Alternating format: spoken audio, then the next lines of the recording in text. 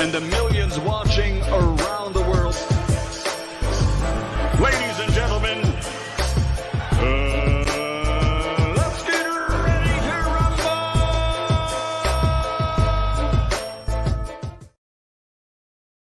Yeah. What's up? It's our boy, Coach Malachi Williams in the building. We back. True Media Today, USA Boxing. We are back. We back up in this BIH, man. We call ourselves True Media because we are the truth. TRUF, the truth. You see what I'm saying? We make it do what it do. We po pimp and shoulder lean on a Saturday morning. We shut down sap suckers, jive turkeys, and ham bones. We destroy Hamanites, heterosexuals, Wakanda niggas, and anybody else who want to smoke. Race hustlers. We get rid of all of that narrative, and we try to keep everything strictly boxing. If you're new to the channel, please subscribe, hit that like button for the old boy. And if you hate me and hate my guts, you can hate watch me. Just hate watch me. I do have people who hate watch me. They hate me, but they watch me every day. That's called hate watching. Let's give everybody that's in the building a round of applause. Shout out to my main man, Lou Peterson.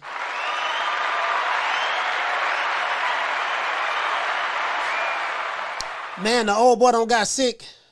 Man, I went to goddamn Omaha, man. And man, I came back, I got sick when I got here. Being in the airport around all those people, man, and the cold and shit, man. I got a head cold. That shit, my nose gonna keep been running all day. Got a headache. I ain't feeling, you know what I mean? I don't think I got COVID or nothing like that, but it is what it is, man. It is what it is, man. We're gonna make it do what it do. We're gonna get through the show. I felt kind of bad yesterday, but you couldn't tell. You know what I mean? But that's why my eyes look kind of heavy. I ain't smoked nothing yesterday or today, but it is what it is, man. We gonna, when I'm sick, I don't like burning nothing. You know what I mean? But let's get into the show now. Let's check this out. Now I'm sitting back looking. I didn't really want to cover Tyson Fury, Deontay Wilder, because I have flashbacks. Shout out to Punch Perfect Boxing, man. Loyalty Badge, brother shout out to Punch Perfect Boxing. Shout out to my brother Jamie, man. He's been a member for a year. Man, time been going by fast, dog. He's been a member for a year, man. I got to reach out to everybody. Everybody who been a member, man, for a year, man, I gotta reach out to everybody, man, and I gotta do something special for everybody, man. There's quite a few people. I have the list. I have it over here, man. I gotta do something for everybody, man. I haven't forgot. Shout out to my sister Bless 365. But yeah, anyways, shout out to all the tenderonis, man. You guys know me, man. I love the tenderonis. Love the tenderonis. You know what I mean? Shout out to Agent Big 30, man. Been a member for 12 months as well, a year. Man, salute to the brother Agent Big 30, man. I really appreciate that, man. Yeah, man, for sure, man, for sure. Yeah, you know what I'm about to do? I'm probably going to change the stickers up. That's what I'm going to just put some new stickers. I'm going to come on some new stickers. That's what I'm going to do. But anyways, yeah, and got to send somebody some merch as well. Yeah, I didn't want to talk about these two because, like, oh, goddamn. When I came in the game, Wilder Fury was hot when I came in the game, man. And, I had people shooting at me. I had to shoot back. You know what I mean? So everything don't die down now. Now it don't shift it over to Spence Crawford. But everything good. It's all good. Now, I did see the rumors that everybody else saw, right? I saw the rumors where different reports that came out from, I think it came out from the UK, different UK websites,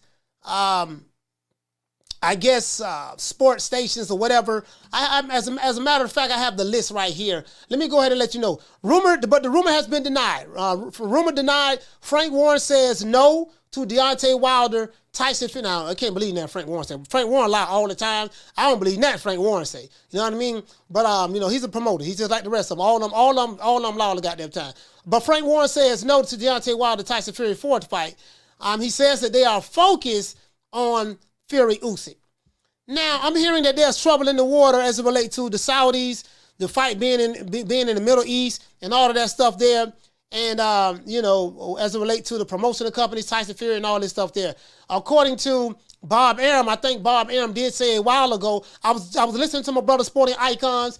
He reminded me just on this show, the video he dropped, that this fight between Tyson Fury and Oleksandr Usyk, that Oleksandr Usyk signed off on what he agreed to a while ago. So the holdup, from what I'm hearing, is Tyson Fury. I don't know how true that is, but if that is the case, that would not be a surprise to me because this is Tyson Fury's MO.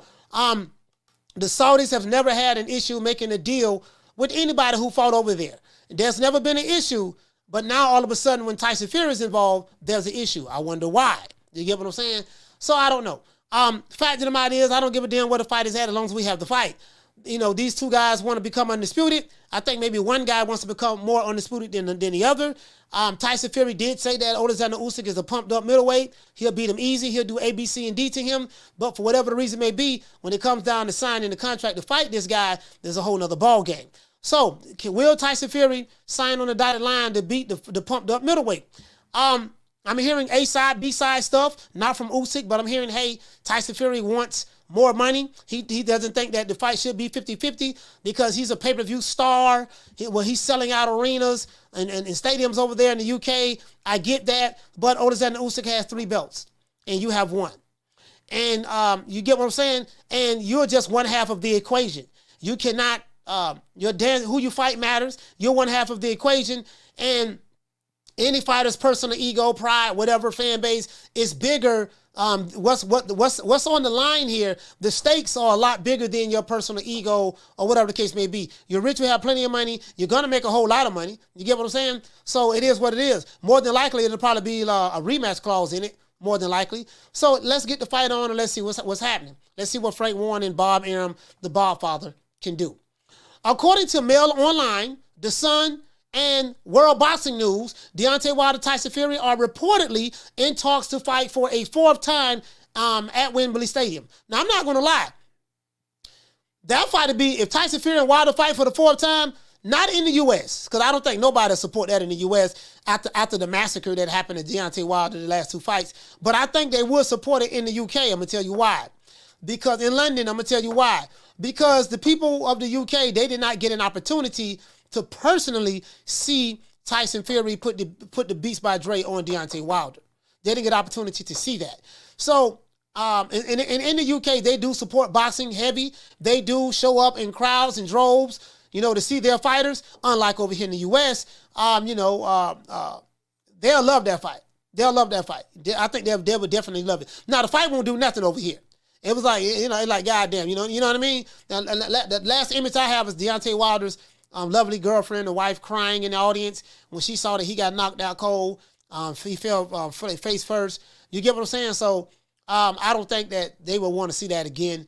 But it is what it is. But you just never know. It might be some truth to this story, to be honest with you. Frank Warren is a huge liar. You can't believe that old fish. Somebody that got eyes as big as his, you definitely can't believe him. So, more than likely, it might be some truth to this story. Who knows? But we'll see. We'll see. Now, but I want to pivot a little bit. According to all of these different periodicals, Tyson Fury, and Deontay Wilder were reportedly in talks to fight for the 4th time in the Wembley Stadium. Now, this is kind of strange to me. I'm going to tell you why. Because the last time I remembered, Deontay Wilder did accuse Tyson Fury of being a cheater. He did do that. Wilder feels Tyson Fury had egg weights in his glove when he got knocked out in the second fight on his feet. He got knocked out on his feet. His trainer ended up stopping the fight, Mark Brilliant, and he got fired for saving his client's life. You get what I'm saying? But if this news is true, my question is this, guys. Why would Deontay Wilder be in talks with a man he felt cheated him in the 3 fights that they've had? The first fight, he felt like he was cheated because of the referee, but then Tyson Fury had the flappy gloves. That's one. Glove gate 1. And then the referee did not, he gave Tyson Fury, they say he gave him 35, 40 seconds to get up, but it's called a 10 count, not a 10-second count. That's what they say. You know what I mean? So that's 1. And then 2, after that, after he stopped Wilder on his feet in the second fight, Wilder said he had a dent in his head, water bottle was spiked, crab in the bucket referee, you know what I mean? Egg weights in the gloves. It was just a whole lot of stuff that he said, you know what I mean? But then he still took that same guy to court in order to fight him for a 3rd time. And I don't think I heard anybody say that Fury cheated the 3rd time. I think it was clear, you know what I mean, after the 3rd fight. It was a good fight. It was a damn good fight, though. It was a damn good fight. So my question is, my thing is this here. After the 3rd fight, after the 3 fights, why would he want to fight him again for the 4th time? A guy that he said that is a serial cheater, right? How will Wilder fans in the LDBC feel about Wilder fighting Tyson Fury again for the 4th time in the UK? You know what I mean? You get what I'm saying? Because we know the racial angle that they're going to play. You're fighting the white guy in white UK, and they cheated you last time, this and that, yada, yada, yada, yada, yada. He's a cheater. You're fighting the colonizer, this and that. All of the racial things that were said that Deontay Wilder said and his fan base, not all of his fans, but the LDBC, said leading up to that. How do they feel about Wilder potentially fighting, Tyson Fury again? Will they sign off on that? Who knows? You get what I'm saying? How would Tyson Fury fans embrace a fourth fight with Deontay Wilder? Pretty sure they'll love it, especially if it's in the UK. Because they're probably gonna be celebrating and dancing all the way to the arena. We got the Gypsy King, so shiver me timbers, we're gonna beat this Dawser down again. He's a big Dawser. He only has a puncher's chance. That's all he has. I beat him 3 times in a row. This is gonna be the 4th time. So I can hear the hype. I'm telling this fight would be huge in the UK. And I'm gonna be honest with you guys. To me it makes sense. It makes sense to have this fight in the UK if it happens. To be honest with you, if the Fury and Usyk fight doesn't happen, for me it makes sense for Wilder and Fury to be next in the UK. I think it makes all the sense in the world. Because neither Wilder or Fury are going to fight Anthony Joshua. So since they're not going to fight Anthony Joshua here, they might well fight each other. You know what I mean? Also, I want to know what do you guys think about the rumored bout between Oleksandr Usyk and Tyson Fury? Do you guys think this fight is going to go down? I'm hearing a whole lot of crazy stuff about this fight. Now it's not going to be in the Middle East. It's going to be in the UK.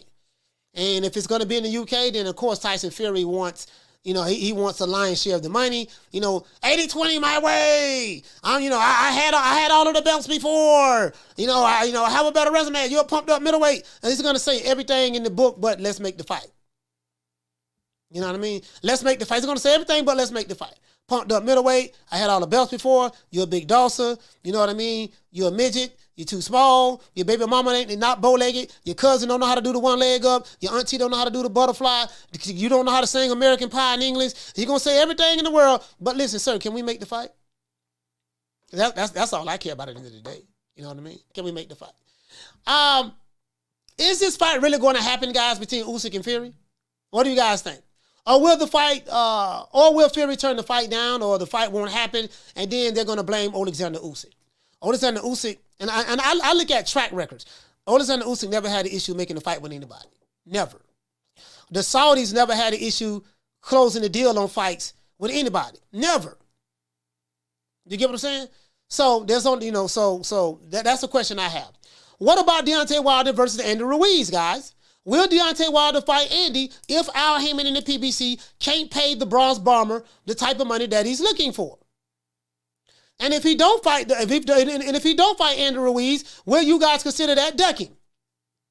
Because I know certain fighters get the duck label, you know what I mean? But if you don't like them, but if you do like them, and that fighter doesn't fight a certain fighter that you want him to fight, depending on who it is, you don't say he ducking. So, we do know that a lot of these guys on YouTube, if they and social media, if they did not have a double standard, they wouldn't have a standard at all.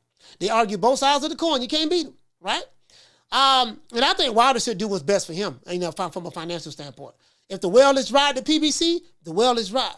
Let's talk about this, guys, and tell me what do you think. Phone lines is going to be open. Let me go ahead and drop the phone lines now. Let me go ahead and get to the chat, and let me just drop the phone lines. Hopefully, let's see how many threats I'm going to get today. Will I get any threats? Now, I'm probably going to get some threats today. It is what it is. I ain't tripping. I'm sick. I ain't got time to be arguing today, so I'm not going to be arguing with nobody, man. I'm like, yeah, man, whatever you say, dog. Yeah, whatever you say. All right, yeah, nigga, whatever. Anyway, phone lines will be open. We got to get the likes up. We got almost 300 people in here. We have 227 people in here and less than 100 likes. This is unacceptable. So anybody who don't want to hit the like button, this is your opportunity. You see what I'm saying? And I'm just say it for the last time. Anybody that don't want to hit the like button, I got something for you, man. As a matter of fact, this is for you. I will break my leg off up in your ass so far that you'll be shitting sneaker for a month. And if you still don't want to hit the like button, this is for you. Look, fuck you. Fuck the plane you flew in on. Fuck them shoes. Fuck those socks with the bell on it. Fuck them cheap ass cigars. fuck your yuck mouth teeth, fuck your hairpiece, fuck your chocolate, fuck Guy Ritchie, fuck Prince William, fuck the Queen. This is America. My president is black and my Lambo is blue, nigga. Now get the fuck out my hotel room. And if I see you in the street, I'm slapping the shit out of you. Before I start the show, well, I gotta thank Al Well, Heyman. you know, I guess I gotta be like everybody else and thank Al Heyman. I can quit my job now, baby. 6 figures, baby. You feel me? I'm about to But a name. Do you have a name? Oh, nah, I ain't got no name, you know. Name them names, man. They know who they is. Name them names, please. The names need to be named. They know who they is. The Mexican monster. Run their ass off the block. Nigga, when my name come up, respect it. Let's go. Stop playing with my fucking name. All 3 of y'all, stop playing with my name. I ain't gonna say it no more. Put some respect on my name. They can kick rocks too. Don't ever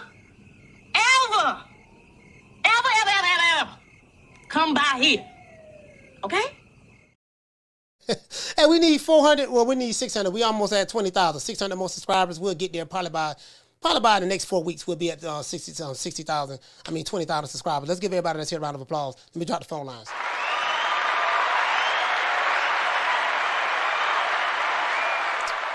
All right, phone lines open, man. 530-494-9636. I'm dropping them early today. Dropping the phone lines early today. I'm kind of sick, guys. I'm under the weather, but we're gonna fight it out. We're gonna tough it out. Yeah, man. I'm just wondering, like, okay, like, what's the holdup? I mean, I'm not in the UK, so anybody from the UK, I would definitely love some calls from the UK. Anybody can let me know what the hell is going on. What's going on? What's the holdup with this fight between Usyk and I think Usyk has some mandatories. What's the holdup with this fight? We're not going to have a lot of people here today because my subscribers are really not into Tyson Fury. You know what I mean? I don't have a lot of subscribers from the UK. They want to hear about Tank. They want to hear about Spence. They want to hear about they don't even talk about Spence themselves anymore. But they want to hear about Crawford, Wilder, whatever. You know what I mean? So, but let's get into it and see what's up. I want to find out what the hell is going on, man. You know what I mean? Like, please, somebody educate me. Caller, what's your name? Where you calling from? Well, Coach, it's Q Dub Gilliam from Baltimore. Q from Baltimore, talk to me. Hey, check this out. As a as a promoter and manager of Deontay Wilder, yes, sir. Me and my client will not be taking this fight at this time. We have no interest. Dead, Coach. Nah, hey, don't do it. No, but listen. All jokes aside, from a financial standpoint, for me it makes sense. Not in the U.S. but in the U.K. If that fight, let's say Usyk and Fury don't work out, don't materialize. I mean, I do think that fight. I mean, in Wembley Stadium, that shit gonna be huge, bro. Now listen, bro, them people in the UK, they gonna ride for this one. They're gonna ride for this one because they didn't get an opportunity to see that fight. You know, it don't make money, but does Deontay really want to go that? Do that again? I don't think he want. Do you think he really would want to do that again? Man, that man's stubborn, man. Deontay Wilder is stubborn, bro. Like shit, he took Tyson Fury to court to fight him for a third fight. So shit, hell yeah, I honestly believe in my heart, bro. I honestly believe in my heart, bro, that Wilder, if he had an opportunity to fight Fury again, he'll fight him again. I really believe that, bro. I'm dead serious, man. Like, I know you think I'm crazy, but bro, like Deontay Wilder is stubborn. Like, yeah, he's stubborn. Like, I think he will. I think he would. Be honest with you. I hope not. But all right, Coach, I'll holler. Hey, man, shout out to Q from B-More, man. Salute, man. B-More, stand up, man. Yeah. Hey, Mike, the mobile mechanic, what you say, fam? You say nobody wants to see that fight. Hey, Mike, check this out. I beg to differ, fam. If the fans wanted to see, well, Tyson Fury and Derek Chisora fought each other, if they came out in the cold to see that fight, it was like, what, 60-something thousand came out to see that fight? Shit, if they came out to see Derek Chisora, and Derek Chisora got about, what, 75, 80 losses? He got about 75, 80 losses. They came out to see him. Yeah, I believe they'll come out to see Wilder. And Wilder gonna do a good job. Hey, shout out to Mercedes, man. Shout out to the lovely Blessed. You know what I mean? We know we got a Tenderoni in the house. We got Blessed 365. You know, salute to my sister Blessed. We got a Tenderoni in the house. Peace to the Tenderoni. You know what I mean? Peace to the Tenderoni. You know what I mean? We always, I am a pro Tenderoni YouTube channel. I am a pro Tenderoni YouTube channel. Anybody got a problem with the Tenderonis, have a problem with me. True. Shit, I don't even want a nigga subscribe to me if you got a problem with the Tenderonis at all. You know, if you got a problem with the Tenderonis, I don't even want your subscribership. If you're a member and got a problem with the Tenderonis, I would give you a refund and leave. True. Yeah, I can't relate to that. You know, that shit don't make no sense to me. That's like speaking Chinese to me. I don't understand Mandarin. You know what I mean? But anyways, I know. Like I said before, let's get back to boxing. Now, I was looking at something. I'm gonna pivot a little bit, right? Hold on, we got a call calling in. What's going on? We got another call calling in. Yeah, these niggas, shit. You could be arguing with niggas all day. Hey, caller, what's your name? Where you calling from? Troy Graham, Baltimore. Troy from Big Boy Baltimore. Boy, B-More standing up, man. B-More, what's happening, man? Troy, talk to me. Well, two things, man. You said you live in Tampa, right? Yes, West Tampa, Florida. That's where I'm from. 1332 Main Street, Apartment B. It is what it is. West Side. Okay, well, I'm gonna meet you at your gym where you train. Because as soon as I logged in, man, you scared me to hit the like button, bro. I was like, hold on, damn it. Hold on, I just logged in, coach. Hold on, damn. Right? you know what? Hold on. Today is Valentine's Day. I want to say, shout out to my sister Fee on the tube, another Tenderoni. Shout out to Lil Green Eyes Pete, another Tenderoni. Shout out to Bless, another Tenderoni. Lisa Bells ain't here, but shout out to her, another Tenderoni. And any other Tenderonis that's not here that I haven't given a shout out to, Nick Rich, Misfit, just all of the Tenderonis. Shout out to y'all. It's raining. The day is Valentine's Day, Troy, and I want to give a special shout out to the Tenderonis. Let's get a Tenderonis round of applause. Well, I tell you what I'm gonna do. Right? Because I'm divorced, and I'm divorced, and I just got out of a long-term relationship, which is why I'm divorced. But anyway, right? I am taking my mom out to dinner, so there you go. That's my Valentine's Day. I'm taking my mom out to dinner. But anyway, I heard you talking about Wilder fighting over in the UK. Yeah. You mentioned you mentioned Fury, and Derek, right? Yeah. Okay. Those two have a fan base over there. Mm. Derek is not from there, but he's fought most of his life over there. So, even though they know he's in the twilight of his career, they're going to keep paying for him because there's always a chance he could pull something out with that punch, right? Mm. As far as Fury go, when you put Fury in with Derek, then that's a big thing over there with them. Wilder comes in, he has no fan base over there. He just has Tyson's fan base. So I don't know if it'll work right now because he's in the twilight of his career too. And that whole fight with Joshua never happened. So I don't know, man. He's asking for $20 million. The only two people that he get $20 million from is maybe Joshua and Fury and nobody else. So maybe he needs to come down and price them and just be realistic. You know what I mean? Yeah, that's all I get. If he asks for $20 million, I think. I can't tell a man what to do with his money. But if he was to fight in the UK, Wilder is the second half of that equation. But somebody like a Frank Warren and they'll look at him like, look, dude, you bring nothing to the table. We don't seen this movie 3 times. You had 3 times to beat Fury, you didn't beat him. Fury is a rock star over here in the UK, and you bring nothing to the table. So you got to be more realistic.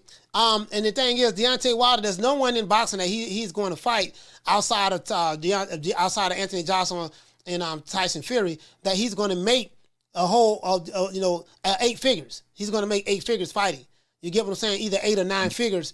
So 8 figures. He's not going to fight anyone of that outside of those 2. So I think I would think that from a business standpoint, he would probably have to be. Him and Shelly Fink have to be a little bit more realistic. I'm going to jump off, right? I'm going to say this about Wilder. Wilder, when he came out, he was a likable guy, and I think he was built. Somebody got in his head and told him, be an ass when the lights come on. When in all reality, the real person, the father, the single father and all that, he's young, he's from the country. That actually would have stuck to people more than being this Brahms bomber fool that he decided to build. But, hey, we shall see. But look, stay blessed, man, and stop punking. And you made me feel like a punk today, man. Hey, like a punk. Shout out to Troy, man. Salute to my brother Troy, man. Salute, man. Hey. Hey, you know what? Hey, I ain't gonna lie, man. Like now that I think about it, I'm like, man, you know what? Shit, I wouldn't. I know y'all think I'm tripping. Y'all like, man, Coach tripping. I kind of wouldn't mind seeing that fight now. Wilder and Fury in the 4th fight. Of course, after the Undisputed, we got to get this Undisputed fight out of the way. I think Tyson Fury has sold a lot of wolf tickets as it relates to Oleksandr Usyk. He said the guy is a midget. He's a pumped up middleweight, stuff like that. And even though he got dropped by people who was the same size as Usyk before in the past, but that's neither here nor there. But he says he's a midget. He's a pumped up middleweight. He'll beat him with one arm tied behind his back. And he said he'll do all of that. So he sold a lot of wolf tickets. And now, from what I'm seeing, Oleksandr Usyk plane has landed in the UK. And they say that he's in the UK looking to seal the deal, to close the deal with this Tyson Fury. So Oleksandr Usyk is dead serious. I don't think this man is afraid of all. He understands that, hey, Tyson Fury has a 5-inch height advantage. I think Oleksandr Usyk is 6'4". Tyson Fury is 6'9", and he understands that Tyson Fury has a 5-inch height advantage. He knows he has a reach, but this guy is coming to the UK. He's in the UK right now. As a matter of fact, let me look and see what Michael Benson say. I think that was on Michael Benson. He said, doggone, Oleksandr Usyk want the smoke.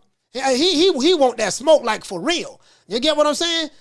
So I'm just saying. You know what I mean? I'm just saying, bro. Like I think that the pumped up middleweight, the midget ain't scared of the giant. I think he called him the rabbit and everything too, right? The rabbit is not running away from Tyson Fury. The rabbit is running towards Tyson Fury. So we gonna see how that work out. Caller, what's your name? Where you calling from? Hello? Yes, sir. Caller, what's your name? Where you calling from? You can hear me? Yes, sir. I can hear you. What's your name? Where you calling from? Fred from Florida. Fred from Florida. Talk to me. Hey, I hope Wilder leaves. So, like, when Wilder leaves, we got to call it the Great Divide. And I want to see who calls him a coon first. I want to see who challenged the king. Talking about Wilder? I'm going to love every minute of it because I was their king.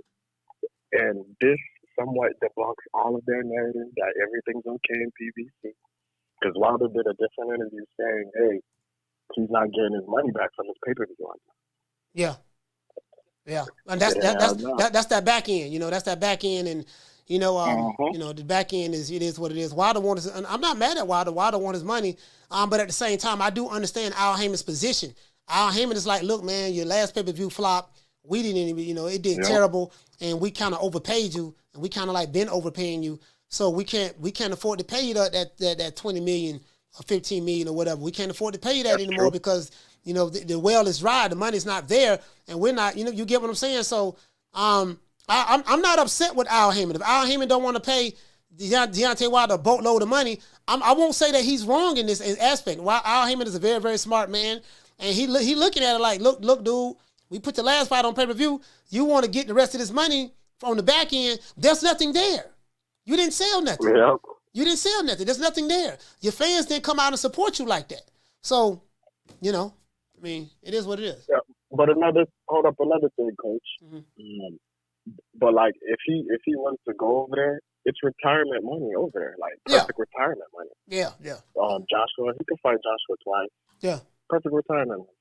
And let's say if Usyk do better than people think with Fury, that's a possible fight as well. That's three fights. He could squeeze in Dillian White or tune up. You got to get a tune up in there on some point. You know how this shit goes. You gonna get Dillian White or one of them guys that's been chin checked already. Who you talking about? You talking about Wilder? Yeah, he gonna get like one of them top heavyweights from the UK that's already been chin checked. Like as a in between those big fights. I know he's gonna get one of them. I mean, he might as well make a UK run if he's at the end of his career. I think Wilder's 38 years old, so he might as well make a UK run. The money's in the UK now. Perfect. The money's in the UK now, bro. Yeah, I'm telling you, that's what the money is. Support it, but they won't understand it. I fully support it. Mm-hmm. It's perfect because he spent most of the time away from that side, and all the contenders, the real contenders, was over there. Now all of them are somewhat drinking down, somewhat but everybody still want to see it. And he could get Joyce. If Joyce beat a name like a smaller name that's on the rise that people are kind of hot about, he could squeeze in Joy Joyce. And people will still pay for it. Daniel Dubois, I'll still watch that. All right. Well, listen, man. But they better. No, go ahead, Fred. Sorry about that. Oh, like Jared Anderson, he's next. He's next. Yeah. That's all I got to say. He's next. Hey, man, shout out to Fred from Florida, man. Salute, fam. FLA, stand up, man. Yes, sir. Salute. Thank you for calling in, bro. Yeah. Hey, shout out to Sean Burton. Shout out to Sean Burton. Let's get the lights up, guys. Let's get the lights up, man. We shouted in a midget on his knees trying to sling keys. We need 56 more likes. We need 56 more likes to get to 200. Bro, you know what? You know, I mean, we gotta get this. We have to get this undisputed match. I'm finna show y'all the tweet. I'm fixing to show y'all the tweet, bro. Like, the rabbit has landed. The pumped up middleweight has landed in the UK, and he's not running from the giant at all. For real though. Caller, what's your name? Where you calling from? What up, Coach? This is Rod from Cali. Rod from Cali, talk to me, fam. So, Coach, let me get this straight. So, the rumors is that Wilder and Fury trying to make a fourth match? I have the actual reports right here. Basically, I'm finna tell you right now because I want to make sure I'm correct. The rumor is correct. According to Mail Online, I think these are websites from the UK. Mail Online, The Sun, and World Boxing News. Deontay Wilder and Tyson Fury are reportedly in talks to fight for a fourth time in Wembley Stadium. And from what they're saying is the talks are because just in case Fury is not able to work out a deal with Oleksandr Usyk, he wants to have a backup plan for with fighting Wilder for April. So that's what they're saying. But Frank Warren just came out and denied that. Frank Warren denied that rumor and said none of that is true. You get what I'm saying? So, but it's kind of, that's what he said. But, I mean, because I'm trying to make sense out of this, Coach, because, Fury gives this guy 2 ass whoopings, right? Not only that, he claimed that he cheated on him. He said that he was a scumbag. Yeah. But you want to fight him again? Yeah, that's crazy. That's what I'm saying. Does he want another dent on the other side of his head, Coach? Like, make this make sense. I don't understand this, Coach, To me, what it is, Coach, I think it's just he's desperate. Obviously, the rumors with the whole PBC situation with the money. I think he's regretting fumbling that DAZN money when he was offered $100 million.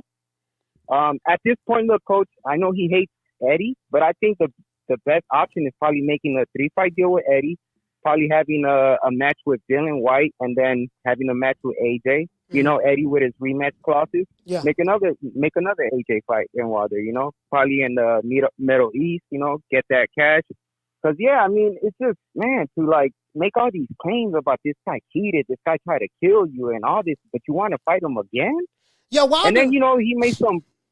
He made some bogus claim saying that whoever between him and Usyk, whoever cheats more wins. Yeah. Like, come on, Coach. This is just ridiculous, man. Like, Wilder just, I don't know, man. I think this is just desperation, strap for cash situation. You feel me, Coach?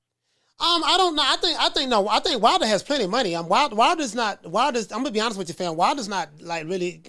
I don't know. I don't know how he manages his money, but he lives a very simple life. He doesn't, he doesn't drink, smoke. He doesn't be out in the clubs like some of those other PBC fighters who have a net worth of way less than him have. He lives a very simple life, so I don't think that he is strapped for money. But I do think that, he just wants to be in big fights and try to make the most money that he can. But you do have a valid point as it relates to all of the claims that Wilder made against Fury. If the rumors are true, why would you be in talks to fight this guy for a fourth time when you said he cheated you two of the 3 times, or even 3 times, that 3 times that you fought him? You get what I'm saying? So that does kind of make it look suspect to me. But outside of that, Wilder's not strapped for money, to be honest with you. He lives a very, very comfortable life, and he's not like these other guys. He doesn't spend he's not like Floyd Mayweather, just blowing money, live this crazy lifestyle, and have more money going out than coming in, and then have to continue to fight. I think he just want to go out with a bang, to be honest with you. Yeah, it's probably like try to get her that retirement check. You get me? Yeah, for sure. And he ain't wrong. I ain't mad at him. Hey, shout out to Rod from Cali. No, you can't be mad at that. Yeah, I just my whole thing is like I just don't get how he made all these claims with Fury and then you want to fight him for a fourth time. Like, it just doesn't make sense, Yeah, for sure. Shout out to Rod from Cali, hey, Coach, one Go ahead. Coach, one more thing. By any chance, Coach, on Twitter, did you happen to see Two-Tone when he posted that Clarissa Shields rap? No, I didn't see it. Coach, you got when you have a chance, Coach, do yourself a favor, go watch that, Coach. That shit is hilarious, Coach. What he said? I guess Clarissa Shields dropped a rap song and he was just all like, "This is trash." Oh, okay. And I say that respectfully. Yeah. All right, I'll check it out. Hey, salute. Yeah, salute, check fam. it out, Coach. All right, shout out to Rob. All right, Coach, take care, Coach. Yes, sir. Hey, shout out to Real Dude Bob Rising. Hey, okay. Dropping that quarter of a bam dub on your boy. Hey, Leroy. Super chat received. Playtime's over, boy. He said Wilder's best bet is to go on the money grab through the UK, Saudi to finish off his career and kick back and eat sandwiches and drink Kool-Aid on retirement. He said kick back and eat some sandwiches. He said he did kick back and eat some sandwiches. Hey, you already know. There's a platform stage. People pimping, sharp as razor blades. Matter of fact, let me share this with you guys. So, let me show you guys where this stuff is coming from, because I don't want nobody to think I'm making it up. It says right here, this is the tweet right here. This is according to Michael Benson. Now, I don't know where Michael Benson them get their information from, but it is what it is. It say Frank Warren has denied rumors that secret talks have been placed that have taken place for Tyson Fury versus Deontay Wilder 4 to happen next. Instead, they are focused on making the Oleksandr Usyk fight. Now, there's a whole lot I can unpack right here. He denied that secret talks have been taking place for Tyson Fury to fight Deontay Wilder next. Now, I don't believe Frank Warren, right? I believe that they, I'm going to tell you why I don't believe him. When Tyson Fury, after he beat Wilder for the third time, I got a video where he did say, well, hey, don't be surprised if, me and Wilder mix it up again for a fourth time here in the UK. He said this. This is video footage that Tyson Fury said. I want to figure out what time did he say it. I think he said it like right. Let's see. I think this is right before. This is right before the what the dude name he knocked out with uppercut, Dillian White fight. Because Dillian White, I think they was having difficulty making that fight or something. He was a mandatory and all that stuff there. And I think Fury really didn't want to fight him or something. And then they finally made the deal and went to purse bid. But before that, I think he said something of the sort, don't be surprised if you see me and Wilder fight for a fourth time or something of that sort. Because Wilder's number one. Wilder's number one in the WBC. If I'm not mistaken, I think that's when he said it. He said it before the Dillian White fight, not between the Dillian White and Derek Chisora fight.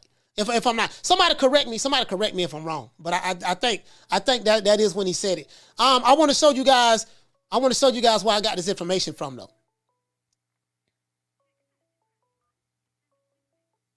Yeah, I ain't gonna lie. Now the more I think about it, that's kind of rubbing off on me now. Wilder Fury 4 in the I think Ray Robinson fought. He fought Jake LaMotta. Was that Jake LaMotta 4 or 5 times, something like that. Carter, what's your name? Where you calling from? Hey, what's up, man? This TK calling from Cincinnati, man. TK from Cincinnati, talk to me, fam. Man, hey, man. We had this Tyson Fury in our hands, man. He just made a strategical blunder putting on that weight for the rematch in the part 3. Remember, he went to 231, then 237. I think the slim and trim Deontay Wilder has a way better chance of beating Fury. You know what I mean? Yeah, he came in. Yeah, he came in a little too big and heavy. That probably would have been. And I understand the logic because Fury is very good at closing the distance and the range in order to get on the inside to tie Wilder up and wear him down by putting the weight on him. Because Wilder doesn't have any footwork. You know what I mean? He doesn't have any footwork. So I get what Malik Scott, Don House, and those guys were trying to do. But it did backfire because it was just too much weight. It was too heavy. His legs is not that strong. Yeah. So I get what you turn Kevin Garnett into LeBron James. Yeah. He better at Kevin Garnett. You know what I mean? Yeah. He's too great of an opponent to be experimenting on. You do that with a lesser opponent. You know what I mean? As he showed you with the success he had in the first fight, that slimness works. And he had him in the third fight, that damn when he knocked him down, dropped him twice. And he went to the wrong corner. Yeah, dropped him twice. Yeah. He dropped Tyson Fury twice in the third fight. No. Wilder dropped Tyson Fury twice in the third fight. Dropped him back to back. I think it was in the 5th round. He dropped him twice. Remember, he was out for the count, but the referee paying attention to Wilder instead of counting it down, he would have counted him out. Yeah.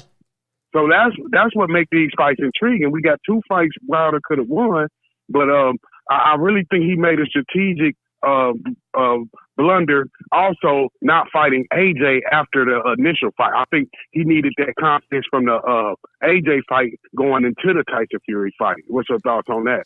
Yeah, you know what? I honestly think, bro, that when Wilder, see, this is the thing that really pissed me off about this entire Wilder Fury situation, right? Deontay Wilder had an opportunity to fight Anthony Joshua for Undisputed, and vice versa. Both men were undefeated at the time, and one guy had 3 belts, the other guy had 1 belt. And there was this big war going on online that who was the A side. You know, Anthony Joshua was a big fish in a small pond.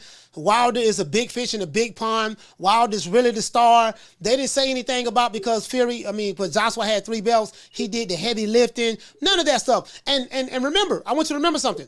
And they were saying that, they was trying to use the network, PBC. He with the PBC in Matchroom. That's hard to do business together. And Wilder's the A side. Right. But when what the dude name? Charles Martin was a PBC fighter last time I checked, right? And Al Heyman allowed Charles Martin to fight Anthony Joshua. When he put his IBF strap on the line, we didn't hear any of that stuff when it was Charles Martin fighting Anthony Joshua for his IBF belt. But then it became a problem when it was Wilder and Joshua, So I feel like that Wilder and Joshua dropped the ball. Those guys could have been. That should have been. Wilder and Joshua should have had a trilogy match. They should have had a trilogy match. You know what the problem was, man? I'm gonna tell you what it was. This was the breaking point. Mm-hmm. I don't think Wilder felt confident, and I don't think AJ would budge on the first fight has to be in the UK. That's what he wanted, that first fight in the States. Yeah. And I think that was the breaking point right there. Because just think how big he would have blew up with a victory over AJ in the UK. It would have took him to, Ali levels, Mike Tyson levels. So he should have looked at, the upside of beating Anthony. But I know it's a 50-50 fight going into it, but it's undefeated, undisputed. That beats Tyson Fury rematch any day. Yeah, absolutely. They could have did that. And I think, and that's the problem. I honestly believe, now, I know Deontay Wilder is a person of pride. He's very prideful, and his pride probably won't let him admit this. You know what I mean? His pride probably won't let him admit it. But, boy, I'm pretty sure that he's probably thinking about, man, I had an opportunity to make $100 million and to fight this guy twice. And they was going to pay me $20 million to fight Dominique Brazil, which he did. Showtime paid him that, and they dropped him right after that because they lost money on it. And then I was going to fight Anthony Joshua twice. And I turned that money down, listening to Shelly Finkel. I have the video where Shelly Finkel said that, he did confirm that everything was real. It was a good meeting. But we're going to bet on ourselves. We believe that this fight will be worth more money later on down the line. And guess what? We never got to it. Then I remember the tweet. Yeah. Then I remember the tweet that I have on my timeline where Wilder told Fury when he was chasing Fury to fight him for the second time. He said, "You do know that I was offered more money." I think it was the second or the third time. I think it was the second time. He said, "You do know that I was offered more money to fight Joshua, but like a man, I gave you my word, and I kept my word, and that's why I'm fighting you again." So he did admit that he was offered more money to fight Joshua when he was going back and forth with Fury, and he said it via Twitter. I have the tweet. I had a tweet when he said it. But this 100% facts, because like what you saying, everybody heard it. It's on the internet. He said that you was thirsty you was overconfident. Yeah. You felt you could beat the man. That's what it was. He like this. And I think it was not as confidence against AJ, especially in the UK. Now, what's your thoughts? Do you think AJ wasn't going to budge and he was going to make Wilder fight in the UK on that first fight? I mean, I'm going to be honest with you, man. Like, okay, if we use the talking points that they use for Spence and Crawford, and I hate bringing these guys up because it's the level of toxicity is, but I'm going to just use it as an example. And we're going to use those same talking points. Yes, Wilder should have fought him in the UK. You want to know why? Because Joshua had 3 belts. He's the A side. Why? Because he had 3 belts. Why? Because he did the heavy lifting. Right. And he actually sold out stadiums over there in the UK. So if I use those same talking points that they use over here for Joshua, for Spence, yes, if I'm going to use those talking points. Joshua did the heavy lifting. He unified the division, and he was selling out arenas over in stadiums, football stadiums over there in the UK. So based on that, you know, and he has all types of commercial endorsements. He was clearly the biggest star. If we use those talking points, yes, he should have went over there in the UK and fought him. You want to know why? Oleksandr Usyk does it. Yep. Oleksandr and Usyk. Remember this. Go ahead. You got to remember, he really telling you, I would rather lose to Fury than to lose to AJ. That's really what it boils down to. I would rather lose.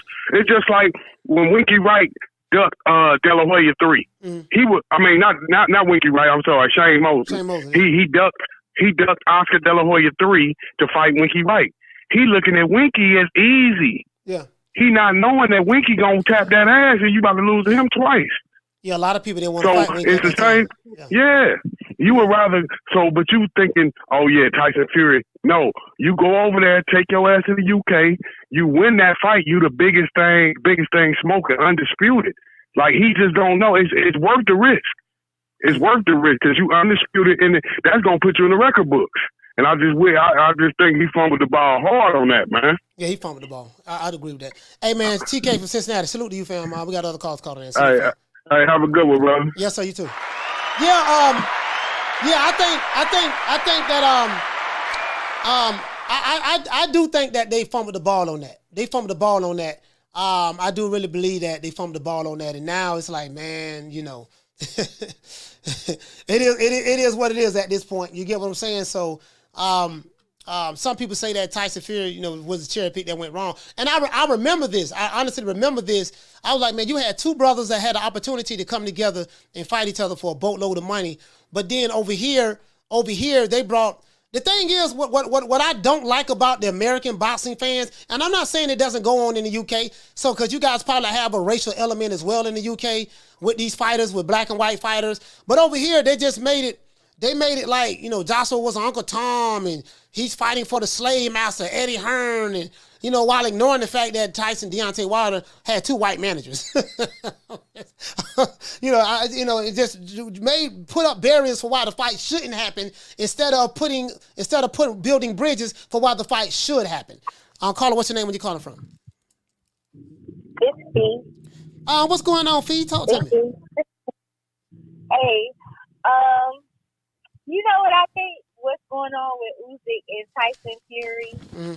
Why it's happy yet? Because Tyson Fury ain't really gonna get no rush out of fighting Usyk. You know what I'm saying? I mean, it's gonna be a good fight, everything, because Usyk ain't no pushover and everything, but he gets a rush. Like he been born. Like all he can't keep Deontay Wilder's name out his mouth. He loves Deontay.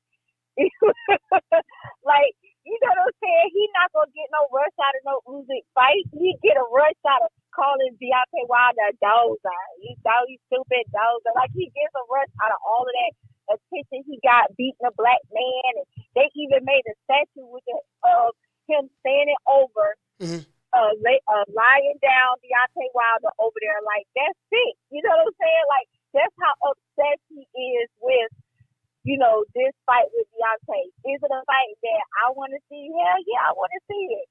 It's exciting. They're exciting. They're funny. Yes, I want to see that fight. The press conference. The press conference. The press conference and the fight, because it's always something. Deontay be knocking his out. Deontay be knocking. He gets knocked out. He get back up, but Deontay be letting him have it. It's just that he don't have all the footwork and all the extra stuff, you know, that most boxers have, which Lennox Lewis was trying to teach him, Baylor. Yeah, you need footwork. To beat somebody like Fury, you're gonna need footwork. If you got good footwork, you got a damn good chance. If you don't have any footwork, you don't stand a chance with him. You know what I mean? So if he don't got no leg muscles or nothing, like he just will have a lot of work to do. But he always stands a puncher's chance as long as he can dodge, those hits. It's almost like run from him almost and then catch him one good time when he don't get up. Deontay do stand a chance of winning. He really do. It's not a big one, but he stands a chance. And Tyson Fury, he want that fight again. Trust me, it's his idea. What about him fighting Usyk though? You don't like you say he get bored with Usyk. Like this fight here determines who's gonna be the king of the hill in the heavyweight division. I think that fight is of more importance than Deontay Wilder fight, a fight that we've seen 3 times already. What say you about that? You absolutely right. But how much do Tyson Fury bring up Usyk? He don't care about legacy. He don't care. Tyson Fury don't care. You can't tell by his personality type. He just steered away from boxing just for a split second. You see his personality type. He want that action. That Tyson Fury, that Usyk fight is going to be a big deal over there in Europe. But he want that American attention. He want that American attention. You know what I'm saying? That's the only reason why I can think of why wouldn't he push for this legacy fight, because he got the power to do it. Yeah. He rarely talk about it like that. But if you bring up Deontay Wilder, that's stupid. I beat him once, I beat him twice, I beat him again, that bum. You know what I'm saying? Like, he just started, I'm just looking at it from a me, I'm always just go to what I see. He don't care about legacy. Do you really feel like Tyson Fury care about legacy? Seriously. Seriously. Well, how much he talk about legacy or he talk about what? No, you know what I'm saying? No, he like a Rolly Romero that can fight though. You know what I'm saying? Talk all that smack. But I really don't think he cares. I don't. I think they're gonna make the fight happen. But on the low, I really think he wants that excitement, and he's not gonna get that with the Usyk fight. You know what I'm saying? He's in it for some excitement. He's some excitement in his life. That's what I think. I hope that fight happen, man, because Oleksandr Usyk is one of my favorite fighters. Like that dude, I've been watching that guy since I've been watching him since cruiserweight. He's a damn good fighter. He doesn't talk much. He's a Capricorn like me. He's born January 17th, same day. This dude is good. This dude is real good. So I want to see that fight. Fury said he's a pumped up middleweight. He's a dosser. He'll toss him around like a rag doll. Okay, it's time to back it up now. It's time to do everything you said you was going to do to him. You know what I mean? I'm past the talking. Okay, yeah, we know he's a pumped up middleweight. So go in there and run through him like you said you was gonna run through him. That's where I'm at with it. Hey, Fee, thank you so much, sis, for calling. I really appreciate you. Thank you. Shout out to Fee on the tube, man. Duval County, stand up. Duval in the building. So here goes Usyk right here, guys. Usyk is right here. I want to blow this up. The man ain't had a haircut or nothing. Official Twitter page of Oleksandr Usyk, and this is what they say right. He say, I'm here at Tyson Fury. He's in the UK right now flexing. Dude look like he ain't had no sleep in 3 days, but he is in the UK. The pumped up middleweight is in the UK. The Ukrainian Dosa is in the UK. He's there. Caller, what's your name? Where you calling from? Hey, what's up, Coach? This is Swift from Brooklyn. Swift 718. Hey, Swift 718. Talk to me, fam, from Brooklyn, man. BK, stand up, man. BK in the building. What's up, Coach? What's going on, brother? Not much, man. I don't believe nothing this dude Tyson Fury says. To me, he's on the same level as Steven Espinosa. Mm-hmm. He's a cap artist. I don't think we're gonna get this fight. I don't think we're gonna get an undisputed heavyweight champion until Fury's out of here. And Usyk is down to fight. He proved that he's down to do the thing. He unified at, he was undisputed at cruiserweight. He wants all of the smoke. And Tyson Fury just talks a lot of crap. I don't think we're ever getting it, unfortunately. Tyson can fight, but he's not that dude, man. He just talks a lot of stuff and nothing ever materializes. Nothing good besides the Wilder fights. Yeah. What do you think? Again, I really want to see this fight, bro, because I want to see this fight for the same reason why I want to see Devin Haney and and Lomachenko fight. And I know this fight is not happening. I know this for a fact. I talked, I ain't gonna say nothing about Crawford, but I spoke to the brother. I know this fight is not happening with Spence. I told him that in his face. Spence and Crawford, because the fan bases are debating on each side is saying my fighter beat your fighter and your fighter beat my fighter and yada, yada, yada, yada, yada. Well, I'm from the old school. The way you settle all disputes is inside of the ring. I can believe that Tyson Fury will beat Oleksandr Usyk. Guess what? You don't win fights by believing you can beat him. You win fights by getting in the ring and actually beating the guy. You get what I'm saying? That's the only way you win the fight. You don't automatically win fights because we don't, the triangle theory. Well, hypothetically, because he's 6'9" and he's this and that, and he's just so skilled and this and that. And I've been watching this shit too long, dog. Like, I do understand that styles make fights.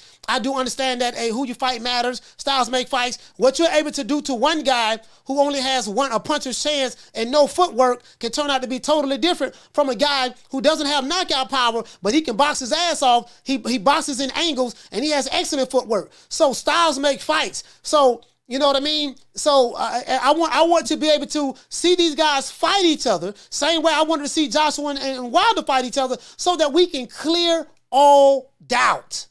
It'll put the arguments to rest. You get, like, no one has anything to say from Wilder fans. Don't have anything to say because Fury put the nail in the coffin.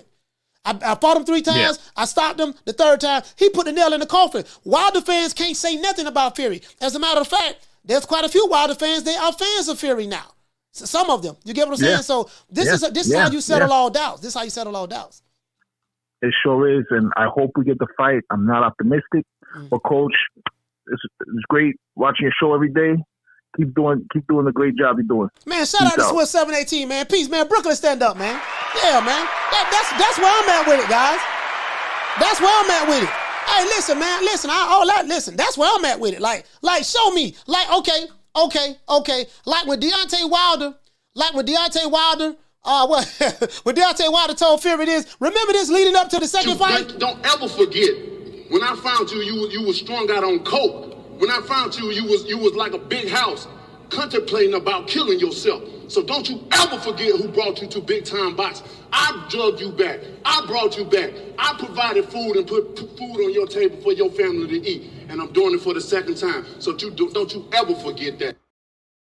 You get what I'm saying? So I be wanting to see this. I don't want to be sitting back arguing with a motherfucker online all goddamn day. No, nigga, I already know my fighter whoop your fighter. Again, I'm gonna tell you right now. This is what I see going on in today's time. In today's time, you'll have guys who will make arguments for my fighter don't need to fight this guy, even though this guy may be a top 10 fighter or he may be another champion or a top guy, because we automatically know that what our fighter would do to him. No, we don't automatically know a goddamn thing. We don't automatically know that if Fury fights Usyk, he'll automatically win. It doesn't work that way. We didn't automatically know that if Sugar Ray Leonard fought Tommy Hearns, that he'll automatically win. It doesn't work that way.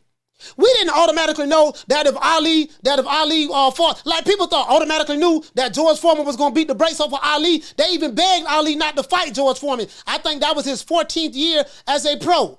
Man, you too old right now. You can't beat this guy. We automatically know what's going to happen. Guess what happened? Ali knocked George Foreman out.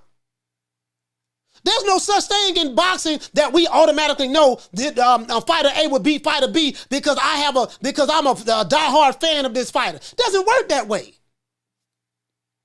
This is what I see going on. Do anybody know any automatically know fights that happen? How many people got victories on their resume because we automatically knew that guy was going to win, but he didn't have to have the fight? Make it make sense. True. Yeah, that's all I'm saying. I don't automatically know a goddamn thing. All I know is this here. This is what I know. The pumped up middleweight is here. Ukrainian flag. I'm here, Tyson Fury. He got there February the 8th. The pumped up middleweight is there. He did the same thing to Joshua too. Told Joshua, yeah, man, the pumped up middleweight is there. This guy right here said, I don't think we appreciate this guy enough. Outstanding fighter, a living legend, and at the end of the day, really cool, down-to-earth human being. You know, all the best to him. Is this fight not made yet? The fight is not made yet. Usyk has already been beating up. He said is beating up so many bigger guys that his size. He said that his size and he can expose Tyson Fury at the size once they meet in the ring. Okay, this is what this guy is saying. Let me see. So this is Fury saying that he said, I will relieve the Ukrainian Dawser of his belts like I did the last Ukrainian Dawser. Now, this is what Tyson Fury said before, right? We still don't have a fight yet. We still don't have a fight yet. So I'm trying to figure out what's going on. I'm trying to figure out what's going on. We still don't have a fight yet. And I'm trying to figure out why. Like, what's the holdup? You get what I'm saying? Shout out to Nick Rich. What you say? You say Fury stay ducking. Nothing new. Shout out to Jamie. What you say? You say, Coach, people thought Duran would get TKO'd by Hagler, and the little man went 15 rounds with him. Yeah, he went 15 rounds with him. He did. I mean, and this is what I'm saying, Jamie. Like, I'm from the old school, like you, old school player from way back, old school Matt from way back, and I believe in. Listen, man, we just gotta fight. We gotta get the fights. You know what I mean? You keep saying pumped up middleweight, but he'll F Fury up, Coach. Yeah, but Fonz, I don't think you understand. This is what Tyson Fury said. I'm only regurgitating what Tyson Fury said. I didn't come up with the term, Fonz, pumped up middleweight. Tyson Fury came up with the term pumped up middleweight. So what I'm doing is I'm taking Tyson Fury's words, and if he really feels that he would destroy the pumped up middleweight, we need to make that fight happen. That's all I'm saying, fam. That's all I'm saying. That's all I'm saying. That's it. Yeah, that Tyson Fury came up with that phrase, fam. He coined that. And you have people over here that really feel like Tyson Fury don't want no smoke. Like this guy right here say Tyson don't want the smoke. He saw what you did to AJ and would keep you away. He said he wants easier fights. This guy right here, Web Surfer, says Dream World. Fury would smoke him all day. Got reach, skill, and weight. Easy day for Fury. AJ is a bench presser. Nothing more. Yeah, but I want to know. Okay, that's fine. I like what this guy said right here. He said Fury would smoke him all day. Fine. Okay, so Fury would smoke him all day. How come we ain't got no fight yet?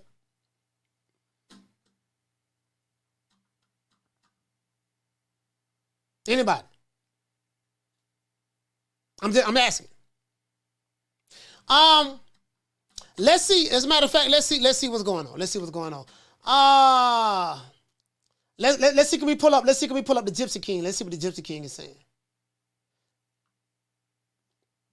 Let's see what the Gypsy King is saying. All right, let's go to the Gypsy King account. He hasn't said anything on Twitter. Oh, he said something. All right. He hasn't said anything. Has he said anything about Usyk on Twitter? All right, let's see what he's talking about. What are you talking about here?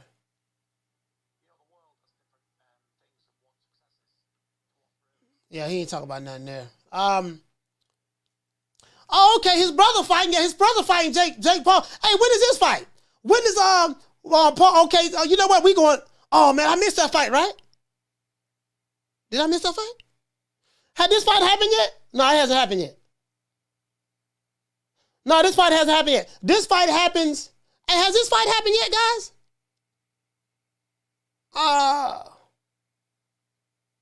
Nah, this fight hasn't happened yet. This fight happens when? Oh, not yet? Hey, you know, we going live. We going live for this fight. I got my money on Jake Paul. I got my money on Jake the Snake Paul. You know, he's a Capricorn.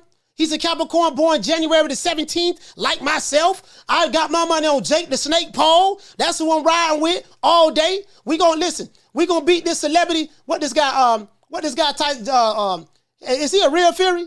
Is he a real Fury? Yeah, we gonna beat the brakes off him. Yeah, we gonna beat the brakes off him. We gonna be, hey, he might get knocked out too. Talking about some Team Fury. Yeah, we gonna beat the brakes. I got my money on Jake the Snake. Anybody that's a Capricorn that's born the same day I'm born, I gotta ride with him. I got my money on Jake the Snake Paul. It is what it is. That's what I got my money on, man. We gonna go live for this fight. Oh, it's February. It's on a Sunday, February the 26th. Guess we going live for this fight. We going live for this fight. I got my money on Jake the Snake. got my money on Jake the Snake, man. You know, you feel me? It is what it is, man. It is what it is. It is what it is. Hey, what to say, detective? He say not yet, soon. Yeah,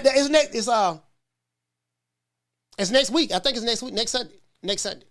Hey, shout out to Nick. What'd you say, sis? You said, I hope it's a double KO. Hey, look here. Hey, Nick. We got to ride with the Capricorns now. Come on now. You know, we got to, and they fighting in Saudi Arabia too. They fighting in the Middle East. You know what I mean? Hey, what to say, Raphael? You said you got Tommy? You got Tommy? Okay. Hey, he say, Capricorn men are so tight with money. Hey, you know what, bro? You hit the nail right on the head, bro, and I'm tight in the motherfucker, bro. True. I'm tight in the snake ass when it come to money, boy. Shit, I ain't gonna even lie to you, boy. Shit, nigga, I do not like spending. I mean, I spend it if I have to. I like to spend it on whatever I need, but boy, I ain't lying about that, boy. You hit the nail right on the head, boy. My mom used to be like, boy, God. But I got that from my mama, because my mama was tight with money. But I'm going to tell you what it was. See, we grew up poor, not having anything. So, you know, I understand the value of a dollar. Bro, when I was younger, I wouldn't even trick with females. I wouldn't even trick with females, because back then, a lot of the big dope boys, they used to trick. Like, give women $400, $500, $1,000, take them out, this and that. I was so tight, but I wouldn't trick with females. At all. Like, for shit, look, if she ain't gonna give it to me on GP, just off the strength of my game, my charm and personality, the hell with it. I'm dead serious. True. I'm being honest with you, dog. Like, I ain't smiling about that. Like, bro, I wasn't shit. Man, what the shit? Fuck that. I wouldn't even trick, dog. I had a female ask me for $40 to let her hit. She say come back tonight with $40. I ain't even come back. I had the money. It was the principle, though. It was the principalities. I was 16 years old, too. And he said, Coach, back then, like it's still going on. Coach said back then, like it's still going on. Shit, I'm just saying. My mama was a Leo. My mama was tight with money. My mama was a Leo now. Shit, I'm just saying, like, shit, Shit, nigga, I ain't what the fuck I look like, shit. Part with my money? You know what I mean? Like, you got this shit. You know what I mean? Shit, how you was gonna pay your light bill before I came along? How you was gonna pay your light bill before I came along? I want to know. I need $150 for the light bill. Okay, if I wasn't here, the light bill still got to be paid anyway, right? How you been paying the light bill? Now we're in a relationship and we together. That's something totally different. We're in a relationship. But I'm just saying, man. I'm just saying, that was back in the day. He said, my trade say $40. Would have got something to eat. No, this back in 1990. I was 16 years old. I was dating this young lady that was 25. She was 9 years older than me. I was 16 years old. She was bad too. I ain't gonna lie, she was bad, man. I was crazy about her, man. But yeah, I think that $40 was a deal breaker for me. What'd you say? It was a deal breaker. It was the principle. What did he say? Take out dollar menu only? What did he say? Fury is a Leo? Oh, okay. Yeah, for sure. Shout out to Keena. Hey, you know what, man? I went to the store. Listen, I went to the store today. Dog, bro, I went to the store today, bro. Man, bro, inflation is crazy right now. Bro, my nigga. I went to Winn-Dixie today, right? I don't know if they have a Winn-Dixie in the UK. I went to Winn-Dixie today, right? I bought 6 items. Guess how much I paid? $72. True. I can't make this shit up. I can't make this up. This president got to go. I don't give a damn. This president got to go. Bro, like this is ridiculous. This is ridiculous. Nigga, I bought 5 items and paid $72? Bro. It is what it is. Hey, what to say, Elijah? He say, sounds about right. I'm dead serious, bro. I'm dead serious, bro. I am graveyard serious, bro. Bro, see, hey, listen, I'm tight in the bug. Hey, well, I'll be like, bro, listen, I'm the type of dude. Now, I'm just saying, bro. Like, I'm the type of dude, boy. Shit, woo, boy. I like, hey, man, I'm just saying. I'm just saying, fam. I'm just saying, it is what it is. I'm just saying, like, I'm tight, bro. I'm tight with money, bro. I don't like spending money, dog. I don't like spending money, bro. I don't like spending money. I got it and don't want to spend it. I don't like spending money, dog. I don't. I'm being honest with you, bro. I'm just being honest with you. This is ridiculous. Listen, check this out. I'm gonna tell you what of the items I bought. I bought a Reese's cup. I bought a Reese's cup, a large Reese's cup with 4 pieces of Reese's in it, right? Back in my day, that Reese's cup, I want to say in the 80s, a Reese's cup with 4 pack would have cost like 89 cents. That same Reese's cup that I bought, when I say back in my day, I'm talking about 88, 89, 90. That Reese's cup would have cost like 89 cents. I remember when a loaf of bread was 89 cents, 99 cents, $1. That same Reese's cup I bought today was $2.72. True. Same Reese's cup. It was the same Reese's cup today that it was in 88, 89, and 90. That bitch was damn near $3. Yeah. I can't make this shit up. Anyways, let's get back to boss. Sorry about it. Let's get back to boss. You're talking about. Hey, Harvey, I remember when gas was like they said, bro, man, come on, man. Man, come on, man. Come on, man. He said we could take the minimum wage increase for that. Come on, man. Bro, look here, man. Bro, it is what it is, man. What did he say? He said, true media, talk about Dr. Usman, bro. He said, keep it 100. Dr. Usman, who is Dr. Usman? You talking about in the UK? You talking about the MMA? Oh, you say Dr. Usman Fury's TRT doctor? I don't know anything about him. What about him, fam? What about Dr. Usman? I don't know anything about him. Hey, enlighten me on it. Educate me on it. Who is he? It's his TRT doctor. Yeah, I don't know anything about his doctor, to be honest with you, fam. He said, yeah, MMA coach. Oh, he said MMA? No, he said Fury's TRT doctor. I think that's what he's saying. I don't know anything. I don't know anything about Fury's TRT doctor. You know what I mean?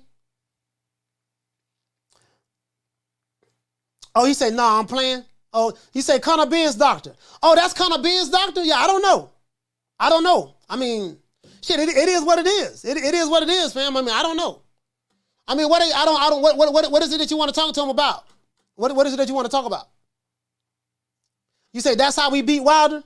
Oh, you saying he beat Wilder because he had the TRT doctor? I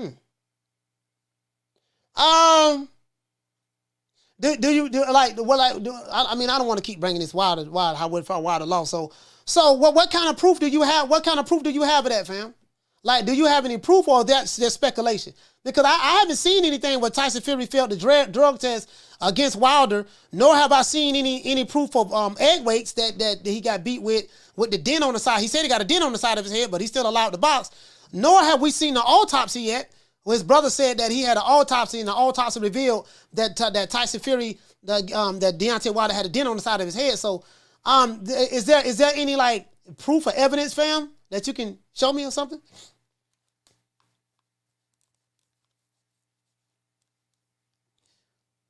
Shout out to Jose. He said let it go. He said let it go. He said you only hire a specialist for one thing. Okay. So like I'm trying to get to what you're saying, fam. So what you saying, fam? Are you saying that this? No, I'm not gonna put any words in your mouth. What are you trying to say? I'm gonna let you say it. Hey, shout out to Anna Lee. But there go another Tenderoni. Anna Lee, you wasn't here. Let's give the lovely Anna Lee and the Bless 365, Lil Green Eyes P, my sister Nick Rich, all of the Tender, what my sister name, Feet on the Tube, and just give all the Tenderonis another round of applause.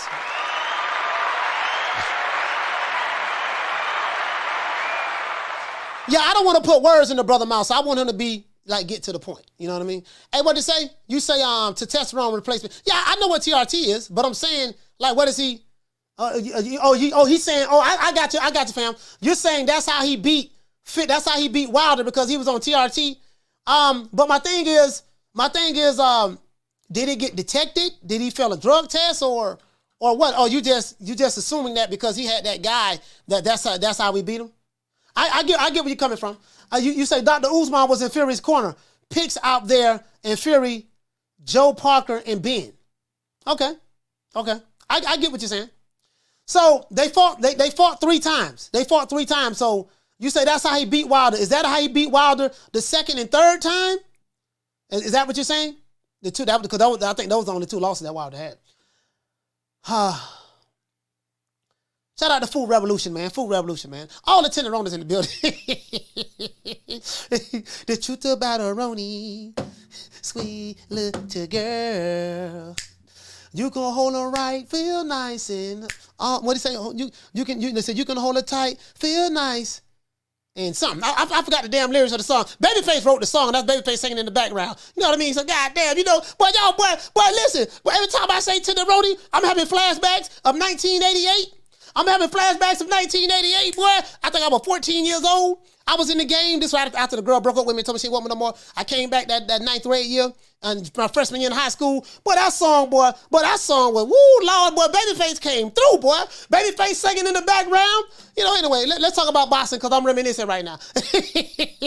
True. Nigga, I can't hear about boxing. This nigga talking about tenderonis.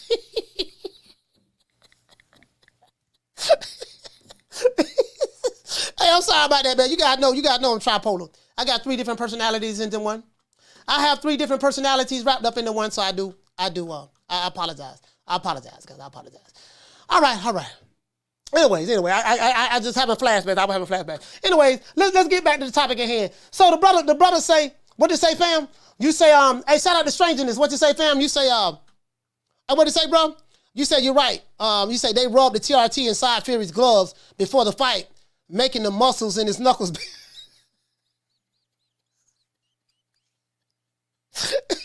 Nigga so petty. Nigga so petty, boy. Boy, y'all so petty. Oh, y'all so petty, dog. Y'all so petty, man. Y'all so damn. Hey, what you say, bro? Hey, what you say? You say Dr. Usman did a podcast on how to cheat the system. Oh, I didn't know that. You say it's out there. And Fury definitely said he's not getting rid of him for the Chisora 3. Oh, you know what? Fury didn't need him for Chisora 3, though, to be honest with you, bro. Oh, I didn't know that. So he made a podcast saying how to cheat the system?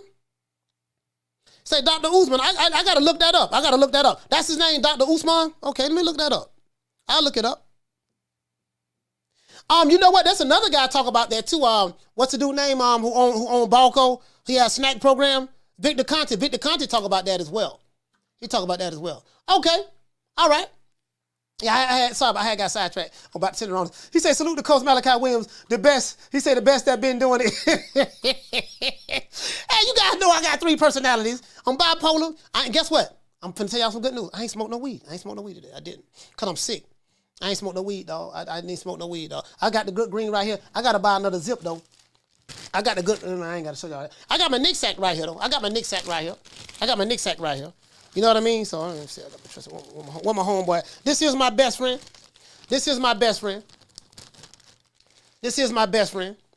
First name Nick, last name Sack. You put it together, it's Nick Sack. His first name Nick, last name Sack. You know what I mean? This is my tenderoni right here. The truth about Roni. She's a sweet little girl. You can roll her right, light her up, and hold tight, smoking all night long. Anyway. Back to boxing. Let's talk about boxing now. Y'all talking about tenderonis and weed. Let's get back. Hey, shout out to Schoolo. What does he say? He say Nick Sack promotions. He said, what did he say? I got my best friend. Hello, degree. Hey, anyway, man, what's up with this fight, man? What's going on with Usyk, man? What's going on with Usyk, man, and Fury, man? Usyk in the UK. Usyk in the UK, man. Usyk in the UK, he want the smoke. What's going on? As a matter of fact, let's look up something. Let's Let's go over here. Now this is, I think this from it's a WBN, World Boxing News. It says shot Tyson Fury versus Deontay Wilder 4 bout possible for Wembley. Now Frank Warren denied this, but I don't believe Frank Warren. It said Deontay Wilder has emerged as a shot candidate to replace Oleksandr Usyk and fight Tyson Fury for a fourth time. World Boxing News can reveal. Where did you get this information from? I have no idea. He said if Fury cannot tie down a clash with the formidable Ukrainian, WBN believes Fury will return to Wilder for a massive battle at the National Stadium. Let's stop right there. See this right here? He said they believe. What is this belief based on? It said initial sound out talks between the two camps have even occurred as Fury contemplates his next move. For months, an undisputed battle between Fury and Usyk for all of the belts was on the cards. However, the last few weeks have seen heavy stalling on both sides.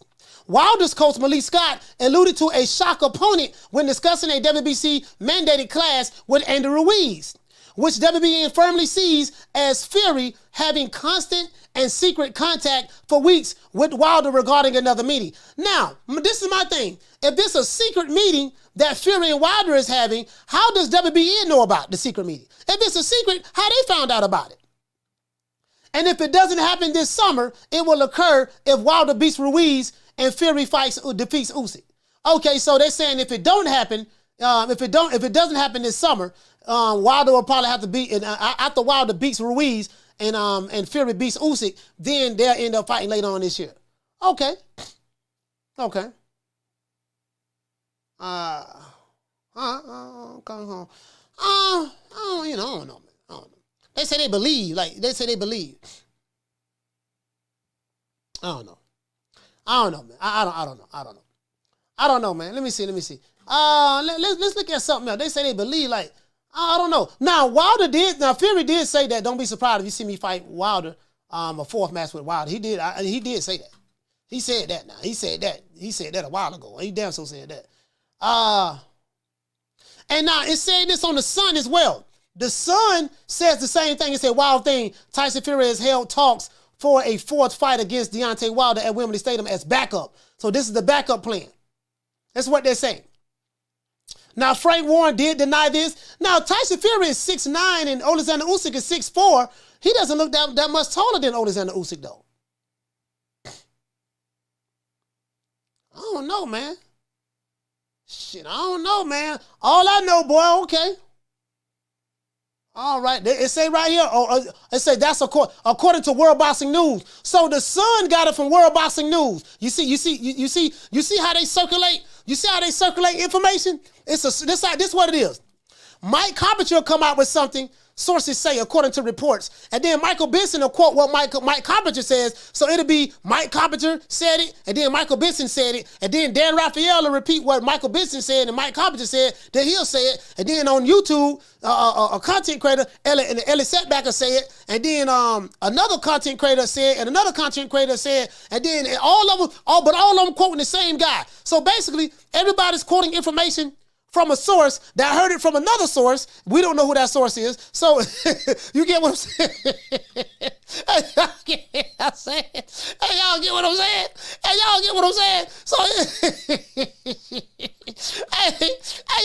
saying though? So let me get it straight. So sources say that Pope Chop Willie got in contact with Chico Stick, baby mama. And I told you guys how this works.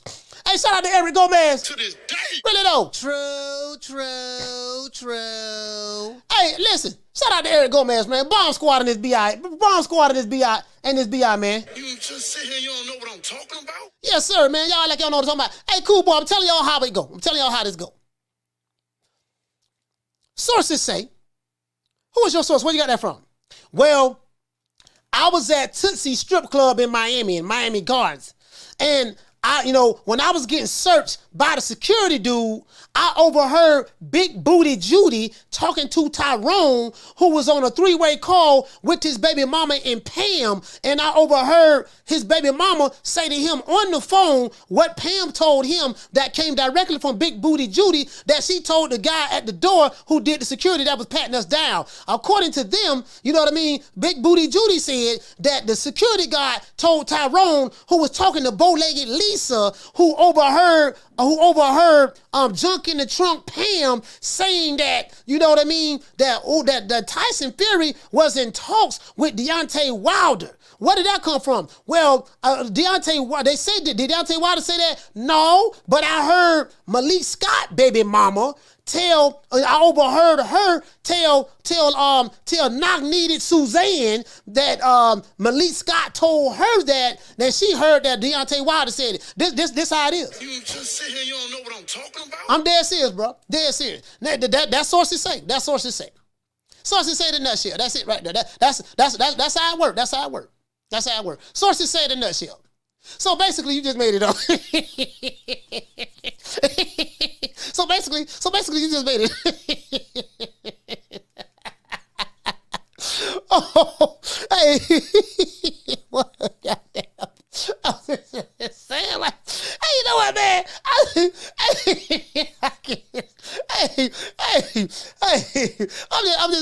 I'm just saying. He said King KO. He said I was waiting for you to say that. Oh, you talking to King KO? I'm just saying. When y'all hear that source to say?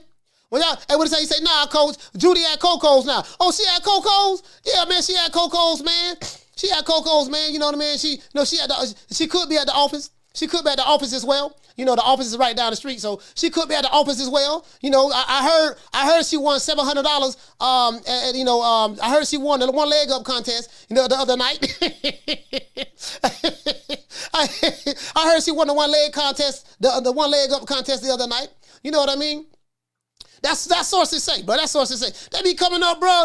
Bro, they be killing me. Bro, they be killing me, dog. They be killing me. And on YouTube, they just be making stuff up. It's certain channels, I ain't gonna say no name fact now. They just be making stuff up. About Chico. They just be making stuff like, bro, literally, they just be making stuff up. According to my sources, like, who the source is? Oh, the source is me. The source is me. Hey, I look at the description. I look at Adelie. I look in the description, right? Okay, this dude say sources say. Adelie, he said sources say. Let me look in the description. I look in the description, and he say source, me. I was shit, okay, well, I should have been, you know what I mean? What did he say? You said they shut the office down? You know why they probably shut the office down? All that shooting. Probably all that shooting they be doing in the parking lot. That's probably why. So let me get this straight. So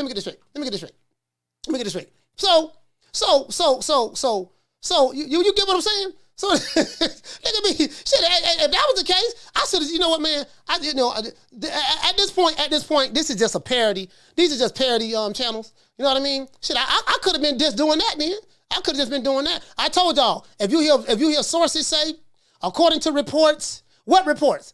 Like, I ask specific questions. If you say sources say, I say who the source is, where you got it from? If you say, if you tell me, what they said this and they said that, I stop them right there. I say, who is they? Who is they? You know what I mean? Like, I need to know these things. Who is they? Right? Because I need to know whether this is credible or not. You know what I mean? It came from a very reliable source. And yeah, okay.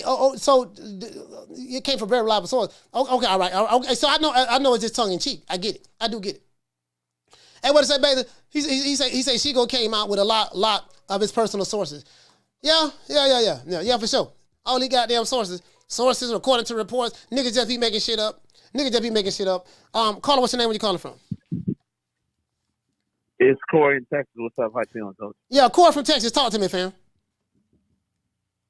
That Jake Paul fight is Sunday after the Broner fight. So I'm like, man, is Coach gonna be able to live stream it? He gonna be home in time? Yeah, the fight in Atlanta now. But what time is that fight? I gotta look. What time it is? I gotta look and see. Sunday, but it's the next day. Yeah, that Sunday. Yeah. Yeah, I got to try to go live for that fight, dog. I have to. I got to represent. I'm trying to get them crossover bucks. I'm trying to get that the YouTube like the crossover fight bucks. Crossover boxing with Jake Paul and stuff. I'm trying to get some of that. Trying to get some of them fans over here too. So that's why I want to do it. Yeah, because the Bobby Jack, I think, is on the undercard fighting that dude that's cruiserweight that Canelo was supposed to fight. Yeah. But then he ended up fighting Bivol or whatever. Yeah. Yeah, man. I'm telling you, man. Yeah, man. I'm trying to, it is what it is, man. I hope nobody don't get mad at me, man. But I got to do what I got to do. Like Rap Trez, man. Yeah. Hey, go ahead. Hey, Coach, one more thing before I get out of here. Yes, sir. All of a sudden, man, I see all these YouTube channels that's been around for years. All of a sudden, they magically want to go live when Coach Malachi Williams want to go live. So all I got to say is, man, keep doing your thing. You obviously hitting somebody hard somewhere, and everybody trying to change up, follow the blueprint, copy whatever. So as much hate as you get or whatever going on, yes, sir. They watching you, dog. You set the standard. They following you. So you got to keep going hard. Yes, sir, so man. I'm sitting there laughing. I'm like, oh, now everybody want to go at 3:00 Eastern time. I said, ain't this something? He's really in their ass. Hey, shout out to Corey, man. Yeah, man. It is what it is. Hey, you know what, Corey? You know what, my brother? We did it first. And we motivate even the greats. We did it first, and we motivate even the greats. This is different. We motivate the greats over here, Hey, shout out to Corey, man. Salute, fam. Hey, thank you for calling, bro. Thank you for calling. Salute. Texas, stand up, man. Yeah, man. It is what it is, man. It is what it is. It is what it is, man. I gotta do what I gotta do and break Wakanda heart. Though I love the girl, I know that the best thing for Wakanda is to leave me alone. Say it, baby. Oh, sugar, no, do what I gotta do. I gotta do what I gotta do. Oh, Wakanda, what am I gonna do? Oh, let me break it to you gently. Hey, them niggas that ain't hot right now, boy. I can't stand that Hawaiian nigga Coach Malachi. I've got to do what I gotta do. Hurt you, Wakanda. All I gotta do, ooh, do what I do, do what I do. Go live at 3:00. I don't wanna see your cry, Wakanda, but what am I gonna do? Oh, I got to do. You feel me? We motivate the greats over here, man. Let's give all the Wakandites a round of applause. Yeah, man. Give them a round of applause. Give them a round of applause. I can't stand that Hawaii. Oh, Lord, I swear to God, I can't stand them. But they thought they hot right now.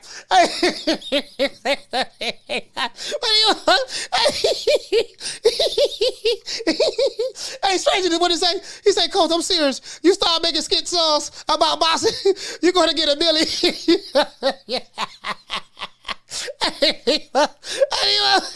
They mad at the bug, boy. Right now, boy. Right now, boy, they mad at the bug, boy. Right now, they mad. I am the #1 contender. I'm tired of James the Poodle, Grim Reaper, whatever you want to call himself, ducking me. All right, I'm tired of man driving around town in 8 Rolls Royces. He ain't fought nobody. I'm still in a broham. I don't mind motivating the greats, you know what I mean? Shit, everybody go live when they want to go live. Never mind. I ain't one of these, cause, over there in Wakanda, like when you with the Alphabet Boys, like everybody got a designated time. I was watching Blue one time, and he said, man, he went live one time during the same time that KC went live, and he didn't want to go live, around the time he went live because it take away from him. Like me, I don't care who go live and I go live. At the end of the day, the people going to choose to watch who they want to watch, depending on the subject matter and depending on how much they vibe with the content creator. You get what I'm saying? So it doesn't matter to me. The more the merrier. Yeah, if I can motivate the big channels, so be it. I don't mind. Ain't none of them niggas better than me anyway. True. Ain't none of them fucking with me. You see what I'm saying? They don't have the talent, the skill set. The only thing they have on me is that they've been around longer than me. They've been around longer than me. I've been around 2 years. Some of these guys been around 7, 8 years, 9, 10 years. You know, other than that, that's it. But that's just my opinion on it. You know what I mean? From a skill set standpoint, they ain't fucking with me. You know what I mean? I don't care who it is. Shout out to Schoolo. He said I'm still in the bro hell.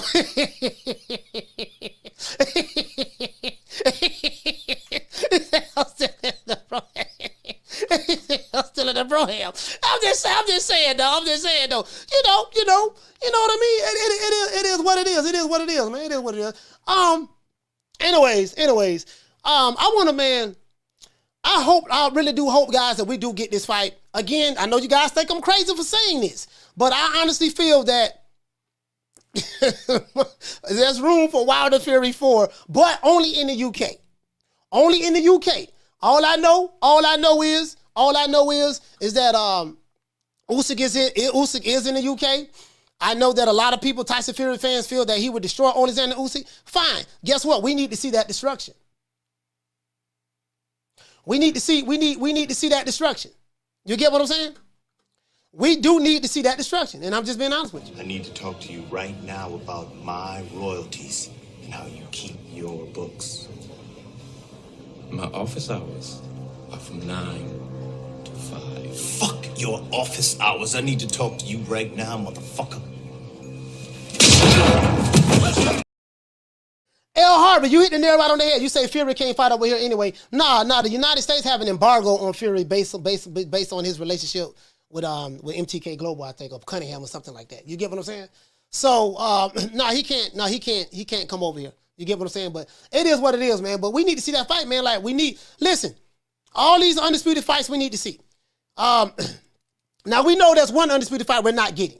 You know what I mean? And that's between two black men over here in America, and one group has divided the black fan base over here because they're on some racial politics, or interracial politics, bickering and stuff like that. So I don't even want to talk about those two guys. And I like both guys, but I don't want to talk about them because, I don't want to talk about them. But y'all know that. But the women are putting on for the city as it relates to coming to Undisputed. We have an opportunity to have, as a matter of fact, who was the last Undisputed heavyweight champion? Was that Lennox Lewis? Was Lennox Lewis the last Undisputed heavyweight champion? Was Lennox Lewis the last Undisputed heavyweight champion, guys? I think it was Lennox Lewis. Shout out to DHP Jr. For dropping that half for bam, dub on your boy. Hey, Leroy. Super chat received. Playtime's over, boy. What is that? He said, I got my eye on you, coach. He said, you LDBC bully. You. Hey, I'm just saying, it's just one little old me by myself. I take on entire boxing communities. This is what I do. Down from the bar, there's a platform stage. People pimping, sharp as razor blades. I like competition. I like the competition myself. I am a very competitive individual. I like competition, so you know what I mean. I don't care who go live, what time. It don't make me no never mind. So, you know what I mean. Shit, do it. You know what I mean? Because guess what? I like the competition. But yeah, I think Lennox Lewis. So we haven't had an undisputed match in the heavyweight division. And this, so right now we have, how many undisputeds we have? I'm just talking about men. For the men, we have what? Men, we have Canelo Alvarez. We have Devin Haney. We have Jamel Charlo. We had Inoue, but he dropped his belts and moved up. So we're going to put a had. That's in the bubble. We had Josh Taylor, but he don't have any of his belts anymore. So we'll just put that in the bubble. Taylor. There's only 3 men, right? There's only 3 men? I got Canelo, Haney, and Jamel Charlo. There's only 3 men right now that's undisputed, right? If I'm not mistaken.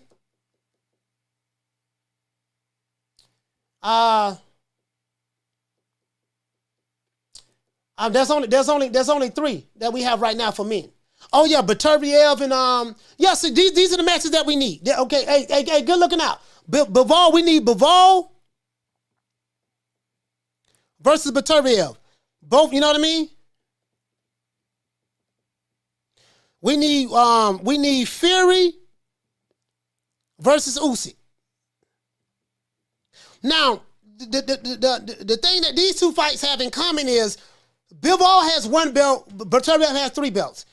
Fury has 1 belt. Usyk has 3 belts. So we need to have a conclusion to these guys. What's another fight that we looking at, guys, that where one guy has 3 belts and they need 1? I think it's only 2. I think these are the only 2. You get what I'm saying? I think it's only 2. He said we haven't had a heavyweight undisputed in the 4-belt era, but Tyson held every major belt, just not the same time. Yeah. That doesn't count. That doesn't count. You know what I mean? You gotta have all of the belts at the same time. You know what I mean? MJ Fulton. Yeah, MJ and Fulton. Yeah. MJ Fulton. Yeah, that's another one. MJ and Fulton. Yeah, MJ and Fulton. Yeah. But Fulton is fighting a new way. Well, you know what? That's what they say. That fight hasn't been signed or confirmed yet. So, you get what I'm saying? That fight hasn't been signed or confirmed yet. Fulton and MJ. So Fulton and a new way. That fight hasn't been confirmed yet. We're hearing about it, but that fight hasn't been confirmed yet, guys. So you get what I'm saying? Until we see contracts signed on the dotted line, I still have my doubts about Fulton and a new way fighting each other. I'm just being honest with you. True. Always juicy. You say Spence Crawford, that fight ain't happening, fam. I can damn 150,000% guarantee that. Spence Crawford ain't happening. As a matter of fact, I can guarantee that Terrence Crawford would not be allowed to fight any fighter that's signed to the PBC. That ship has sailed. Even though he fought PBC fighters at 135 and he fought them at 140, but 147, whole nother ball game. So that ain't happening. So I'm gonna scratch that out. But these are the fights that we need to see. Now, based on the fights that we have on this list, there's a good chance that we won't see. I think the strongest one that we can potentially see is Usyk and Fury. Usyk and Fury is more likely that can happen. Usyk and Fury is the one that's more likely that can happen, in my opinion. They're there. You know what I mean? According to what Bob Arum said, Oleksandr Usyk has agreed to everything. I'm hearing that Fury's saying that the fight shouldn't be 50-50. You know, he's a big star in the UK. He sells out stadiums. Usyk hasn't done anything. I'm hearing all of these different things now that's coming out of Fury's camp. And I'm like, okay, you get what I'm saying? So, you say Usyk has 3 belts and is considered a undisputed champ. No, Usyk is not undisputed. He was undisputed at cruiserweight. Usyk was undisputed at cruiserweight. At heavyweight, he's not undisputed yet. Of course, this is the 4-belt era. You get what I'm saying? This is the 4-belt era. So he's been undisputed, but he's been undisputed before, meaning that he's held all the belts at the same time. Like, these are the guys in the 4-belt era. Let's put that down. In the 4-belt era, these are the guys that's been undisputed in the 4-belt era. Bernard Hopkins was the first one. B-Hop. Jermaine Taylor was the next one. Jermaine Taylor was the next one. Hold on. Got a call me. Caller, what's your name? Where you calling from? Raphael. Raphael, talk to me. Where you calling from? Yeah. Detroit. Okay, you calling from Detroit. Talk to me. Yeah. I just want to say now, when you hear them announce a fighter and they only have I'm just saying, giving this for example, like Spence or somebody, they'll say undisputed. But the real title is what you're saying is having all the belts as being undisputed. You're still if you have 3 belts or 2 belts, you are an undisputed champion. But to have like the grand finale, to have all 4 of them, that's undisputed in the 4-belt era, having all 4 belts. Having 3 belts is undisputed too, because they were saying in interviews, Spence, he was a undisputed champion. So I'm just saying, you can have 3 belts and be an undisputed 3-belt champion, as they say, or undisputed 2-belt. The undisputed, you guys are right. The undisputed 4-belt. If you have 4 belts in this area, that's like you the big dog over everybody. You rule. That's why Terrence Crawford is going to the Hall of Fame. And I heard you say Jermaine Taylor. That is right. But you can be a 3-belt undisputed champion. When you talk in the 3-belt era, yes, you're right about that. In the 4-belt era, there's no such thing as a 3-belt undisputed champion. Can you give me an example? Like I said, Usyk has 3 belts. They say undisputed champion. They? You hear that time for time. Who is they? I hear announcers say that. I hear writers say that. You know, I may be wrong. You know, you may want to ask some of your boxing guys, but from what I understand, you can be a 3-belt undisputed champion. Yeah, no, that's not true, sir. Oleksandr Usyk is a unified champion. In the 4-belt era, you have to have 4 belts in order to become undisputed. If that was the case, if that was the case, Oleksandr Usyk would be on the list with Canelo Alvarez, Devin Haney, and Jamel Charlo as the current undisputed champion. And that's why we talk. You just said it unified. That's what I'm thinking of, unified. Yeah. So you are right on that. So they are Earl Spence and Usyk and what's my man's name out of Philadelphia? Beterbiev. Then we have Fulton as well, they are unified champions. So I was using my wording wrong. Okay. All right. Hey, man, shout out. Unified. Okay. Shout out to Raphael from Detroit. Salute, fam. Thank you. Yes, sir.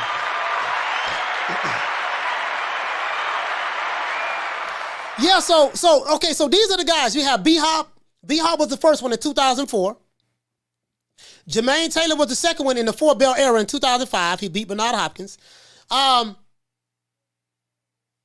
12 years later, 12 years went by, and then Terrence Crawford became undisputed in 2017. He was the third guy, and he did it at 140 as well. Terrence Crawford did it in 2017, 12 years later. A year later, Oleksandr Usyk became undisputed in the cruiserweight division. He fought in a tournament. Oleksandr Usyk went all over the world to collect his belts. He went to Russia and beat a Russian in Russia. Do you know how hard that is? Russian judges, Russian referee. They had a Russian firing squad and everything. He went into the heart of Russia and beat a Russian. Okay. Oleksandr Usyk, that was 2018, a year after Crawford. 2021 was Josh Taylor. Josh Taylor, 2021, 3 years later, I think. Right after Josh Taylor, Canelo Alvarez became undisputed. You see, I think Canelo came undisputed. Was that 2021, guys? No, it was Devin. Who became undisputed first? Well, I don't, let me see. Canelo became undisputed. No, you know what? Was it Canelo? Yeah, of course we know Canelo came undisputed. It was 3 people became undisputed in 2000. Was that 22? Oh, 2022. My bad. 2022, Canelo became undisputed. Jamel Charlo became undisputed. And Devin Haney became undisputed. 2022. 3 men became undisputed in 2022. Yeah, so we have 1, 2, 3, 4, 5, 6, 7, 8. We have 8 guys that's undisputed if I'm correct, guys. If I'm correct. 3 men became undisputed in 2022. Oh yeah, a new way. Hey, good looking out. A new way became undisputed in 2023 in the 4-belt era. Good one. That was 2023. A new way became undisputed. Good looking out. A new way. 2023. So we have 1, 2, 3, 4, 5, 6, 7, 8, 9. I think it was an 8 or 9. Let me count this again. Hold on. Caller, what's your name? Where you calling from? What's up, Coach? It's the inevitable. D-Block, D-Town, D-City, D-Ville, Baltimore, stand up. Hey, D-Block, what's going on? You like that, right, Coach? He did it again. That's the whole bit. Did it again. What's going on, man? Coach, you done forgot the greatest undisputed champion of the world. You just missed it, Coach. Come on, man. I thought you knew your belts, man. What's up with that? Who I missed? Now we knew at the end of Caleb Plant and Canelo Alvarez press conference, the post fight, we had Teofimo Lopez and Canelo taking pictures and they were both undisputed. Now let's be real with that. You know he had the WBC belt, and he had that email champ belt like Tank Davis. Big Head says all the time. Do you recognize Teofimo as the undisputed champion, Coach? No, he's not. He's not on the list. I will say this. I will say this. Teofimo Lopez is the ESPN and top ranked undisputed champion. Notice how I word that. Yeah. He's the WBC undisputed champion. But I remember. But guess what? Do you recognize George Kambosos as being undisputed? No, I don't. But they were pushing it. They were pushing it.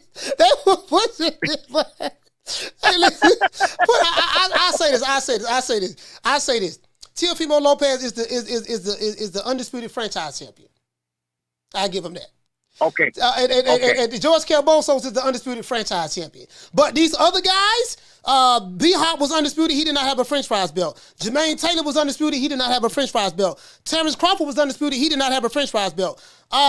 Oleksandr Usyk was undisputed. He did not have a French fries belt. Jermaine Taylor didn't have a French fries belt. Josh Taylor. Canelo Alvarez is undisputed. Guess what? He don't have a French fries belt. Now, he did get one in middleweight, but he currently doesn't have one. Jamel Charlo is undisputed, and he doesn't have a French fries belt. Devin Haney is undisputed. He has the French fries belt along with the other belt that Lomachenko dropped, the super belt. So, all of these guys, and a New Way became undisputed without the French fries belt. So all of these guys had one thing in common outside of all these guys had one thing in common, and that was they became undisputed without a French fries belt. You get what I'm saying? So but hey, you're right. I'm not here to if y'all want to feel Teofimo and George Kambosos undisputed, y'all can. But when I look at the history books. In the 4-belt era, there's going to be 1, 2, 3, 4, 5, 6, 7, 8, 9 names on there for men in the 4-belt era, and there's going to be 2 names that's not on there. That's all I'm gonna say about it. I got one more thing to say, Coach, if that's okay with you, man. Yeah, go ahead, D-Block. Talk to me. I'm gonna let you know something, man. And this is so disturbing for me, man, that people don't understand the status in boxing right now, where we are. So I was hearing Lou DiBella, right? Lou DiBella was saying on this podcast, he was talking about how Al Heyman kind of went, south on with him with that AJ, because he said he felt like he was betrayed, because he thought that being in the Wilder negotiations and Joshua and taking it to the zone, he really never thought that Al Heyman was going to backstab him like that. And that's where I disagree with people saying that you got to support the PBC because they make great fights. But then if you're giving Wilder one of the biggest cash, giving him over $100 million for a 3-fight deal, and you just cut that off, there's something really fishy going on over there at PBC, Coach. I just want to know what you got to say about that. And I know that Glazer. And Lou DiBella now, even Lou DiBella still says that he's still cool with Al Heyman, but do you think that these guys really got a vendetta against Al Heyman, or do you think that it is Al Heyman really like ruffling up feathers with people and just making boxing frustrating right now, Coach? D-Block, D-Town, D-Ville. Shout out to D-Block, man. Shout out to D-Block. Round of applause, D-Block. Lou DiBella, I think Lou DiBella is trying to get back into the good graces of the PBC. So he's doing a lot of PBC ass kissing and stuff like that. I don't like Lou DiBella at all. He look like he have a terrible personality. I don't like him at all. But I think he's trying to get back into the good graces. I don't know why. Like Lou DiBella was the one who brought Deontay Wilder and Shelly Finkel and them to the table of the zone, and they turned down $100 million on contract. And I have the video with Shelly Finkel. It was Shelly Finkel and Deontay Wilder standing right next to him. And as a matter of fact, let me pull up that video. I have the video right here. Let me pull it up. And see what's up. Let me see. Let Let me pull it up. Let me pull it up and see what's up. Like I have the video where they actually. I have the video where Shelly Finkel was. They were standing right next to Deontay Wilder was standing right next to Shelly Finkel, and they asked him about the deal, the $120 million. And Shelly Finkel said, I don't want to misquote what he said, but he said something of the sort to where, yes, the deal was real. We decided to listen to what they say, turn it down because we feel that this fight would be bigger later on down the line. We think there'll be more money. This fight will be worth more money later on down the line. They didn't take into consideration the Tyson Fury factor.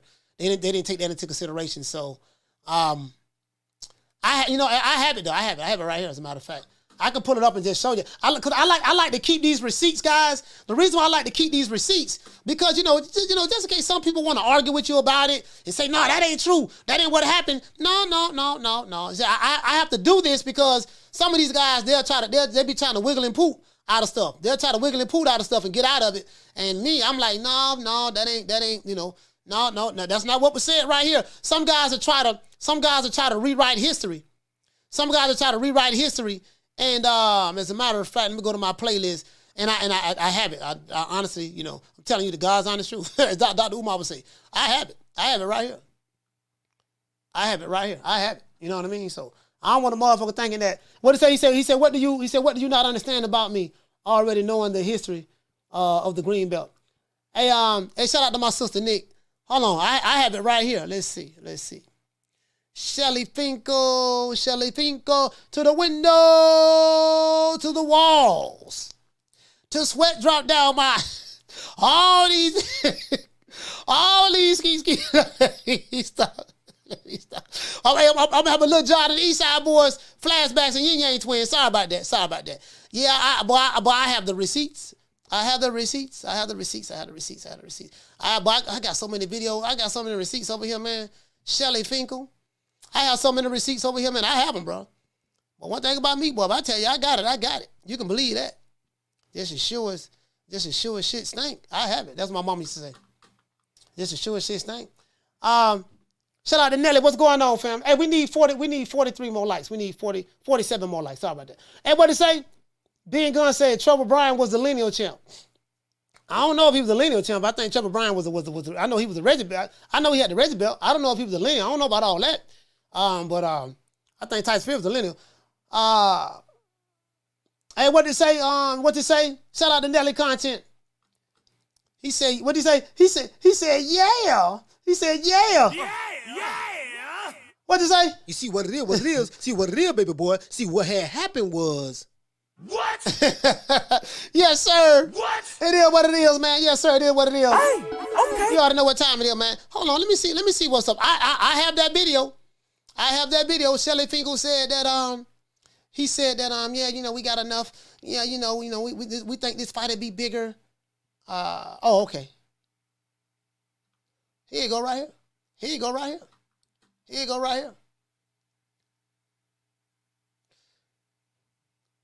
There we go. Here you go. Oh, here go World Comeback Sports in here too. They got Scotty right there too. Hey, here goes Scotty right here. They got Scotty in this video as well. I just realized that. I had this video all this time. They got World Comeback Sports in this video as well. This is the video right here. Want you guys to see it. I don't want nobody thinking I'm capping. Coach making stuff up. Bam.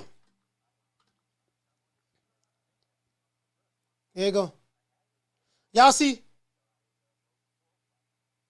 WCS right there? That's WCS right there. That's World Comeback Sports. And right here, this is the title of the video. Shelly Finkel, Deontay Wilder made the right move by not taking $100 million offer from the zone. True. Boy, I got the receipts, boy. Boy, I had the receipts right here. This is the title of the video. It says, Shelly Finkel, Deontay Wilder made the right move by not taking the $100 million offer from the zone.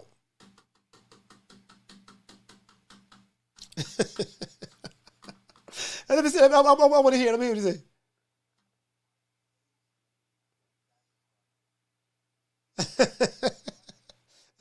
Can y'all hear this? Can y'all hear this?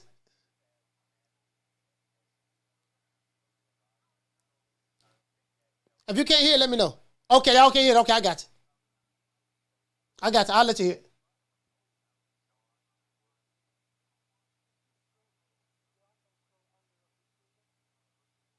I'm going to let y'all hear it on.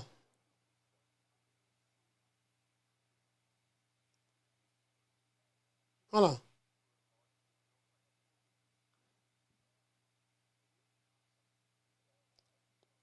I think it's in the beginning. I want to let you guys hear it.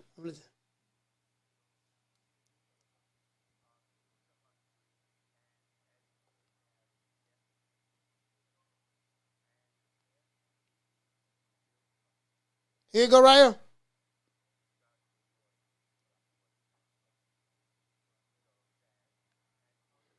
Hold on.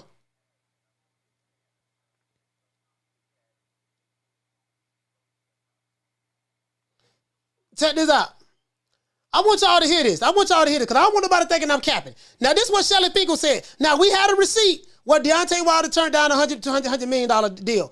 So, if he had a chance to do it all over again, I told you guys, I say anybody telling me, hold on, I want to tell you something. Anybody that tell Coach Malachi Williams that worked for me, let me see something. What the hell? All right. I don't know what happened with that. But anybody that tell Coach Malachi Williams, if you work for me and you tell me to turn down $100 million after I have a meeting, guess what? You are fired right there on the spot. True. There's not a white man, black man, Asian man, Latino, Arab, any man alive that's going to convince me to turn down $100 million deal. And I don't care who you is. Let's go.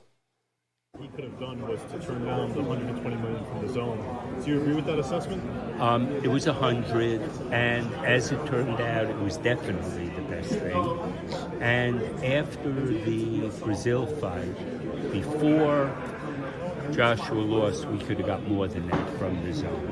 Right. So that, and one of the problems the zone has, and I'm a big fan of John Skipper, is that they can't give you the exposure that Fox is giving the other. So he was saying that the reason why I do not own rights to the materials for education purposes only, this was 3 years ago. This was 2020. So what he was saying was the reason why, his justification was, they did the right thing for turning down the 300, this is 2019, November 21st, 2019. They said that the reason why that they did the right thing for turning down that offer because the zone could not give Deontay Wilder the exposure that Fox gave him. What the hell does exposure have to do with $100 million? Can anyone tell me, hey, Nick, can anyone tell me somebody offer you $100 million? Listen, bro, you can listen. I can fight at the local whole head cheese restaurant. We can have a fight at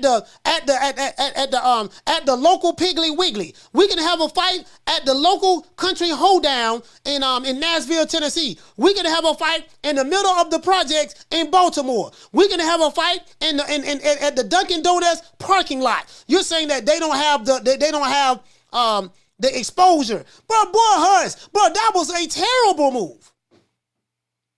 The zone got the exposure now. Look at the zone now. It's a global app. Fox is not even in boxing anymore. And Showtime is diminishing, phasing into Paramount. And you see the budget is pretty much gone for boxing over there with Showtime. They ain't got no money to be paying these dudes. Hey, you know what? Shelly Finkel would have been fired right there. Here you go. Here, I can see me right now. Yes. How you doing, Nick? Nick Rich. Yes, how you doing, Nick Rich? Yes, Coach, listen, we're prepared to offer you a $100 million contract right now. And the money's gonna be guaranteed. What it's gonna be is you're gonna fight Dominique Brazil. You're mandatory for $20 million. We're gonna pay you the $20 million to fight Dominique Brazil, and then what we're gonna do, we're gonna give you $40 to fight AJ, and then you're gonna have a rematch. You're gonna make another $40. That's gonna be $100 million you make in 3 fights. Deontay, let me take a, oh yeah, you gonna pay me $100 million? Deontay, don't say anything. Don't say anything, Deontay. You're not that smart. Don't say anything. Let me talk. The problem is, Fox is more known than you guys, and $100 million is cool, but we will be able to make more money later on down the line. We think this fight will be bigger, and we probably could have got more money before Joshua lost to Andy Ruiz. So I think at this time did Joshua have a loss yet? I don't think he had a loss yet, if I'm not mistaken. He could or couldn't have. I don't remember. But yeah, we're just gonna turn it down and pass it up, bruh. Right there, I would say, hold up, swole up. Hey, Nick, don't worry about it. This guy right here, he's fired. Where I sign at? Let me let my lawyers look at it, and I'll get back to you tomorrow. That's what I would have said. True. That's what I would have said. Shelly Finkel would have been, sis. Shelly Finkel would have been fired right there on the spot. True. He'd have been fired right there on the spot. Yeah, dog. Sorry about that, dog. Don't even worry about that. And don't even worry about that, baby boy. I'm still under contract with you, still my manager. Because Wilder pays. I think he has to pay Al Heyman for advisor.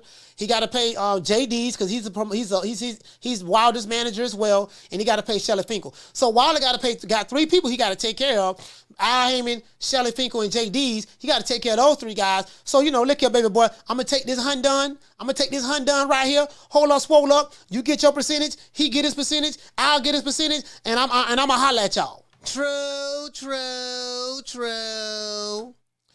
What he say? No, Coach Wilder, don't fire that man. No, I'm just no. I know. I didn't say that Wilder fired him. I think you're misunderstanding what I'm saying. I'm saying if it was me, I would have fired him. I'm not saying that Wilder fired him. I would have fired him. You get what I'm saying? Oh, you fired off the spot. As a matter of fact, not only are you fired, I'm changing my phone number. You better not come to my house. And however we got to where we at, you gonna have to find your way to get back home. True. You got to be the dumbest nigga in the world to turn out $100 million. I'm just saying me. I ain't shit. boy, hush. And then look what happened. Cherry Pete Tyson Fury. That didn't work out. And now you ain't got no belt. And AJ ain't got no belt. And now, it is what it is at this point. And, listen to the Shelly. And then he doubled down and say, you know what, Deontay Wilder did the right move. You see what the title say right here? Wilder did the right move. Wilder made the right move by not taking a $100 million offer from DAZN. So how do you justify him not making the right move? He made the right move because DAZN was not a bigger platform than Fox. I can't make this shit up. True. You can't make this up. Homie, let me tell you something. Anybody, and I'm saying this right now, if anybody watching this show, they like my content and they say, hey, Coach, you know what? We want to give you one of those. We want to give you a syndicated show. Coach Malachi, we love your show. True Media Today, USA Boxing. We love what you do over here. We want to give you a syndicated show like a Howard Stern. What we want to do, we want to give you a check for $100 million. It ain't got to be $100 million. Coach, we want to give you a check for $2 million. Syndicate the show the first year. Guess what? Where I sign it? Coach, we want to offer you $50 million, syndicate you like Howard Stern. You know what I mean? If I have a white manager or somebody on my team, Coach, don't worry about it. Don't say anything, Coach. Yes, I just think that right now is not the time. Coach is blowing up on his own right now. And what we're going to do, we want to hold off on that because we think later on down the line that, this deal could be a lot more lucrative. Man, shut the fuck. Hey, listen, sir, what do you say? You want to make me syndicated $50 million? Don't worry about it. Let me handle this. He said, but your manager's saying something totally different. Don't worry about that. I got this. Hey, look here. I'm Shelly Finkel. Yes, what's going on, Coach? Man, nigga, you fired. Bye, Felicia. Get him out of here. Matter of fact, we finna throw him out of the office. We throwing him out of the office. He's getting fired, throwing him out of the office. Man, where I sign at, man? $50 million? $100 million? Where I sign it? You can just sign right here on the dotted line. Hey, look at hold up, swole up. Before I sign, let me let my lawyer look at it. But I promise you, I will get back to you first thing in the morning. Don't worry about it, Coach. We're going to give you 3 days. Give you a week. If you need a week, we're going to give you a week. Don't worry about it. It might be some particulars you want to try to renegotiate. Yeah, don't worry about that, baby boy. I got you. He fired right there. Holly, what did he say? Charles Martin got paid well against AJ as well. Yeah, he did. Charles Martin did. Shout out to Phalanx. What's going on, fam? We're dropping that $2 super chat on your boy. Salute to you, fam. Salute to you, fam. You know, nigga fire. Hey, shout out to Real Dude. He said basically Finkel shot a hole in his own pocket. Bro, you can't make this up. Hey, Real Dude, you can't make this up. I can't even spell $100 million. I can't even spell $100 million. You think I'm gonna turn that down? I'm just saying. And see, this is what I say. I like Wilder, but I think Wilder is loyal to a default. Wilder is loyal to the default. See, being loyal gotta have stipulations. Hey, you feel me, Nick? I mean, Bless. You feel me? Being loyal has to have stipulations. I will be loyal to you up until a certain point. You see what I'm saying? It's not about having blind loyalty. You gotta have seeing loyalty. You get what I'm saying? It's not about having blind loyalty. I can't see, just lead the way, just lead the way. I can't have blind loyalty. I have to have vision when it comes to my loyalty. Y'all get what I'm saying? I have to have vision when it comes to my loyalty. I don't need blind loyalty. You feel me? Well, I respect your ambition, Willie, but you got to have vision.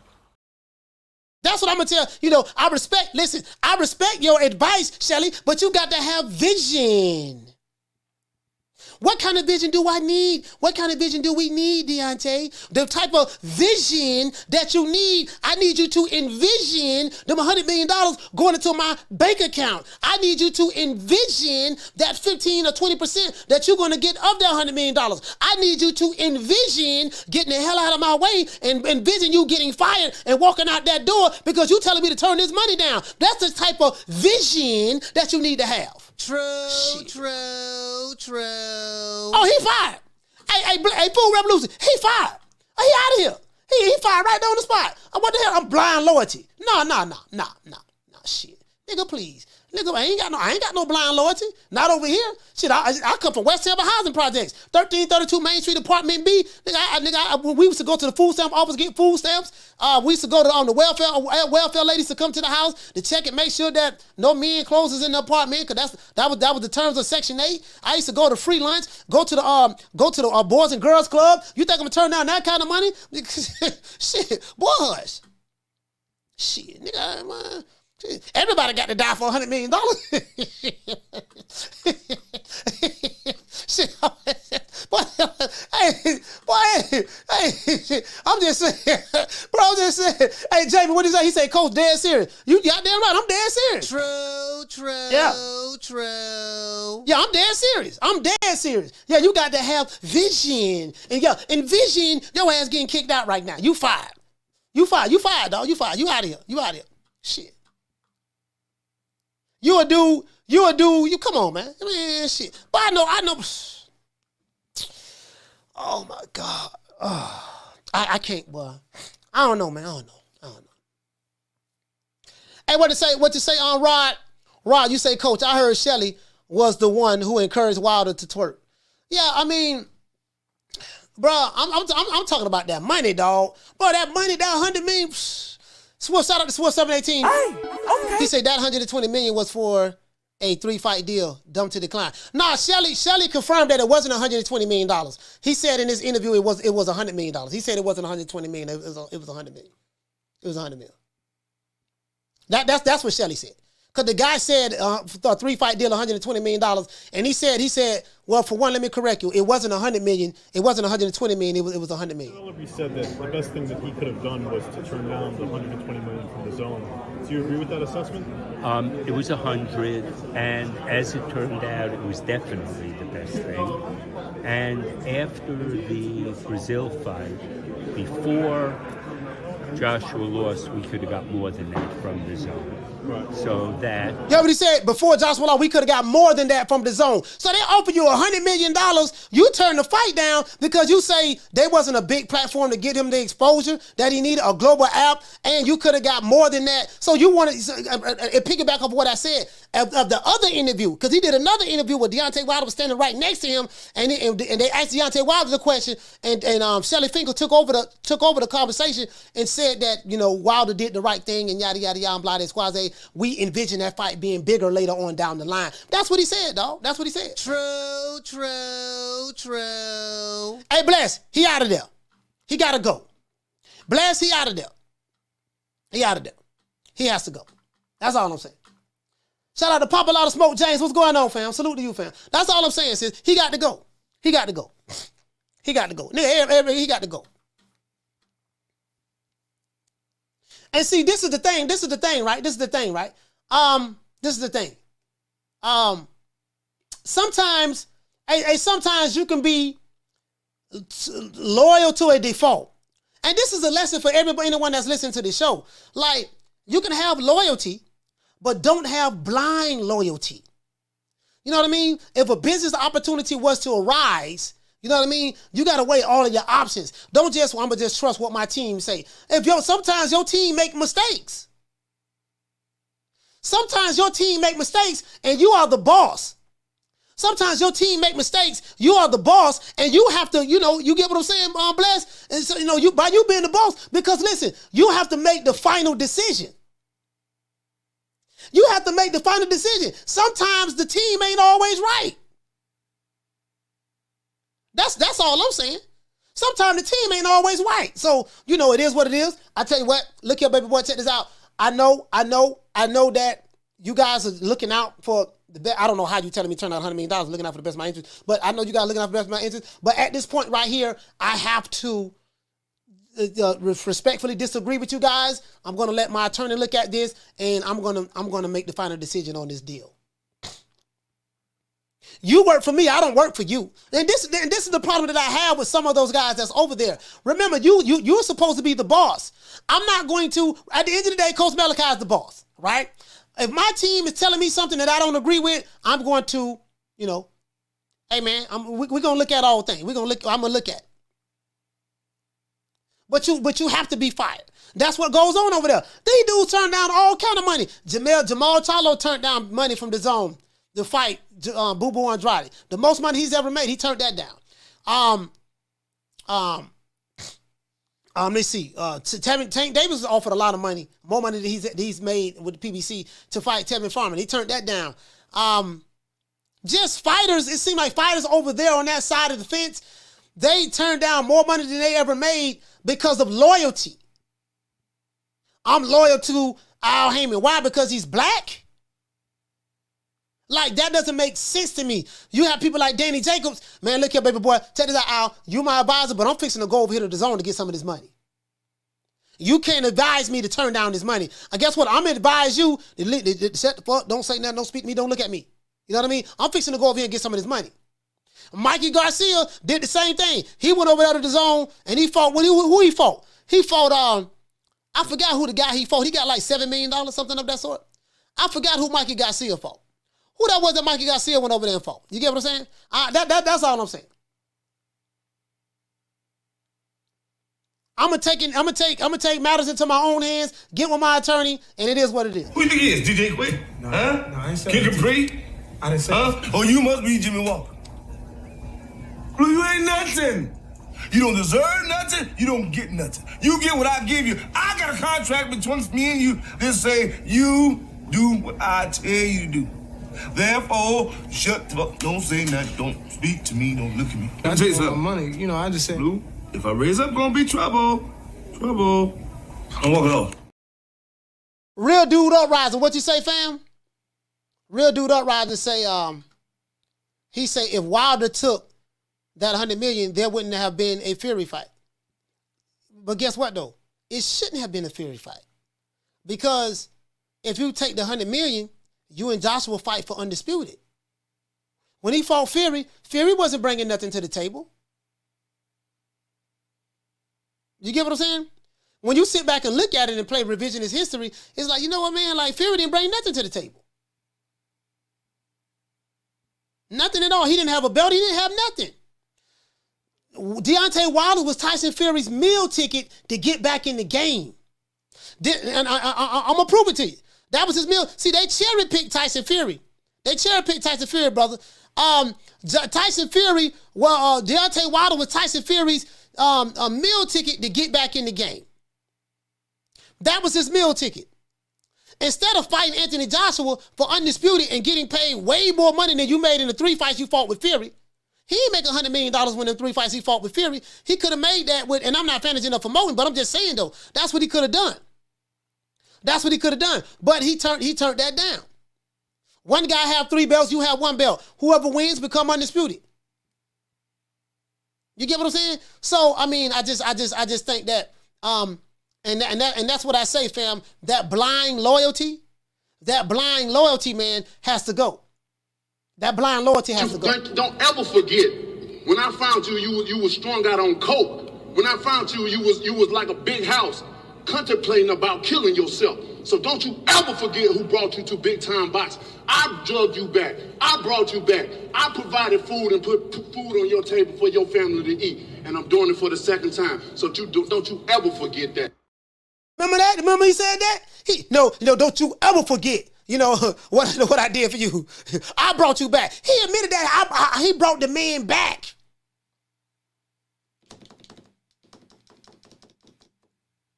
He admitted that he brought the man back.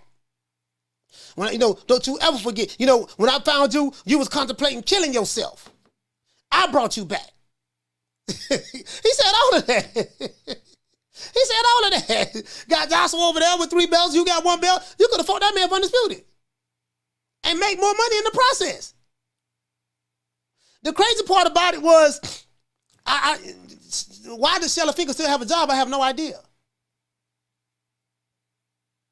I don't like, and now Joshua doesn't have any belts, and Wilder doesn't have any belts. Neither one of them have a belt. Fury have the belt that Wilder had, and Usyk have the 3 belts that Joshua had. Hey, you get what I'm saying? Hey, you get what I'm saying? Hey, now look at it now. Wilder has Fury belts, and Joshua and Oleksandr Usyk have Joshua belts. Now neither one of them have a belt. Oh my God. Oh Lord, man, Shella Finkel got to go, man. Anna Lee, Shella Finkel got to go. This is why you can't. This is why you can't. This is why you can't have blind loyalty. I can't be loyal to you because we the same skin complexion. When you have it, I can't be loyal to you because you're a white Jewish guy, whatever the case may be. Listen, my loyalty has to come with stipulations. You can't be loyal to a default. Because anytime you're loyal to a default, it's always to the detriment of you. Being loyal does not mean throw out your common sense. You get what I'm saying? Come on, man. Let's give everybody a round of applause.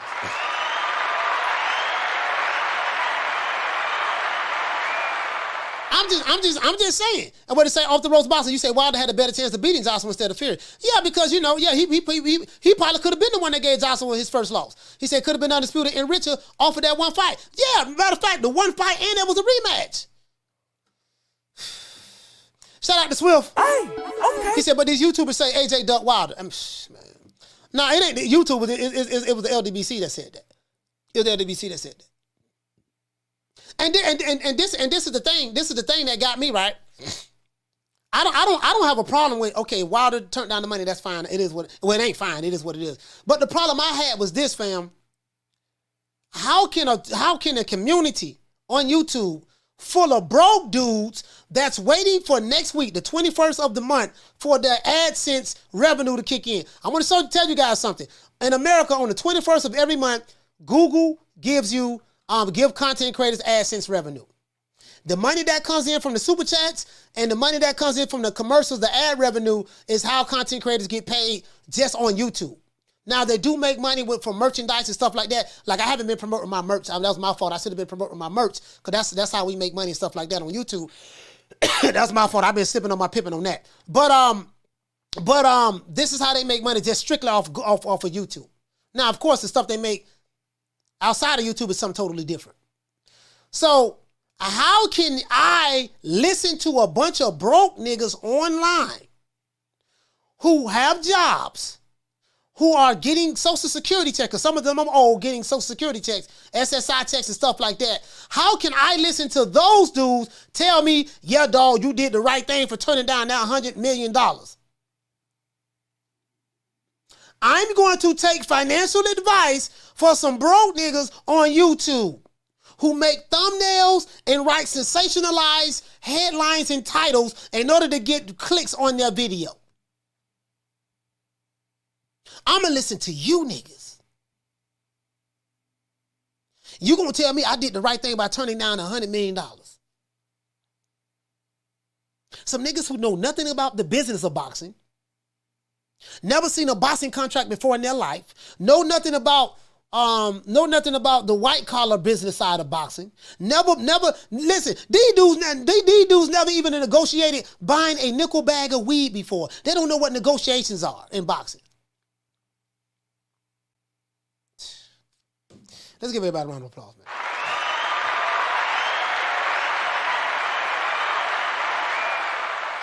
Call anybody that don't agree with you or Uncle Tom, coon, or sellout if they're black. You don't know business. Any nigga tell me to turn down $100 million, you don't know a goddamn. I'm not listening to you. And you have an entire boxing community that's saying, facts. Why are you over here? My nigga, facts. Them were slave wages. Them were slave wages? Nigga, you ain't never been no slave. They were slave. $100 million was slave wages. Okay, but what was the wages he got paid to fight Tyson Fury? He ain't make no $100 million. He fought 3 fights with Tyson Fury. He made no $100 million to fight Tyson Fury. Some broke niggas gonna tell me them slave wages? Dog, you working on a job for minimum wage. A nigga that's working on the job for minimum wage is going to tell a guy who's a multimillionaire that he did the right thing by turning down $100 million because those were slave wages? Dude, okay, if those were slave wages, you working at McDonald's right now, dog. Nigga, you working at the local Piggly Wiggly. You are a convenience store clerk. You work for Amazon for menial wages. If anybody working for slave wages, you the one that's working for slave wages. But I'm going to take advice from you? You Wakanda niggas? With this fake pro-black shit? Could you say facts?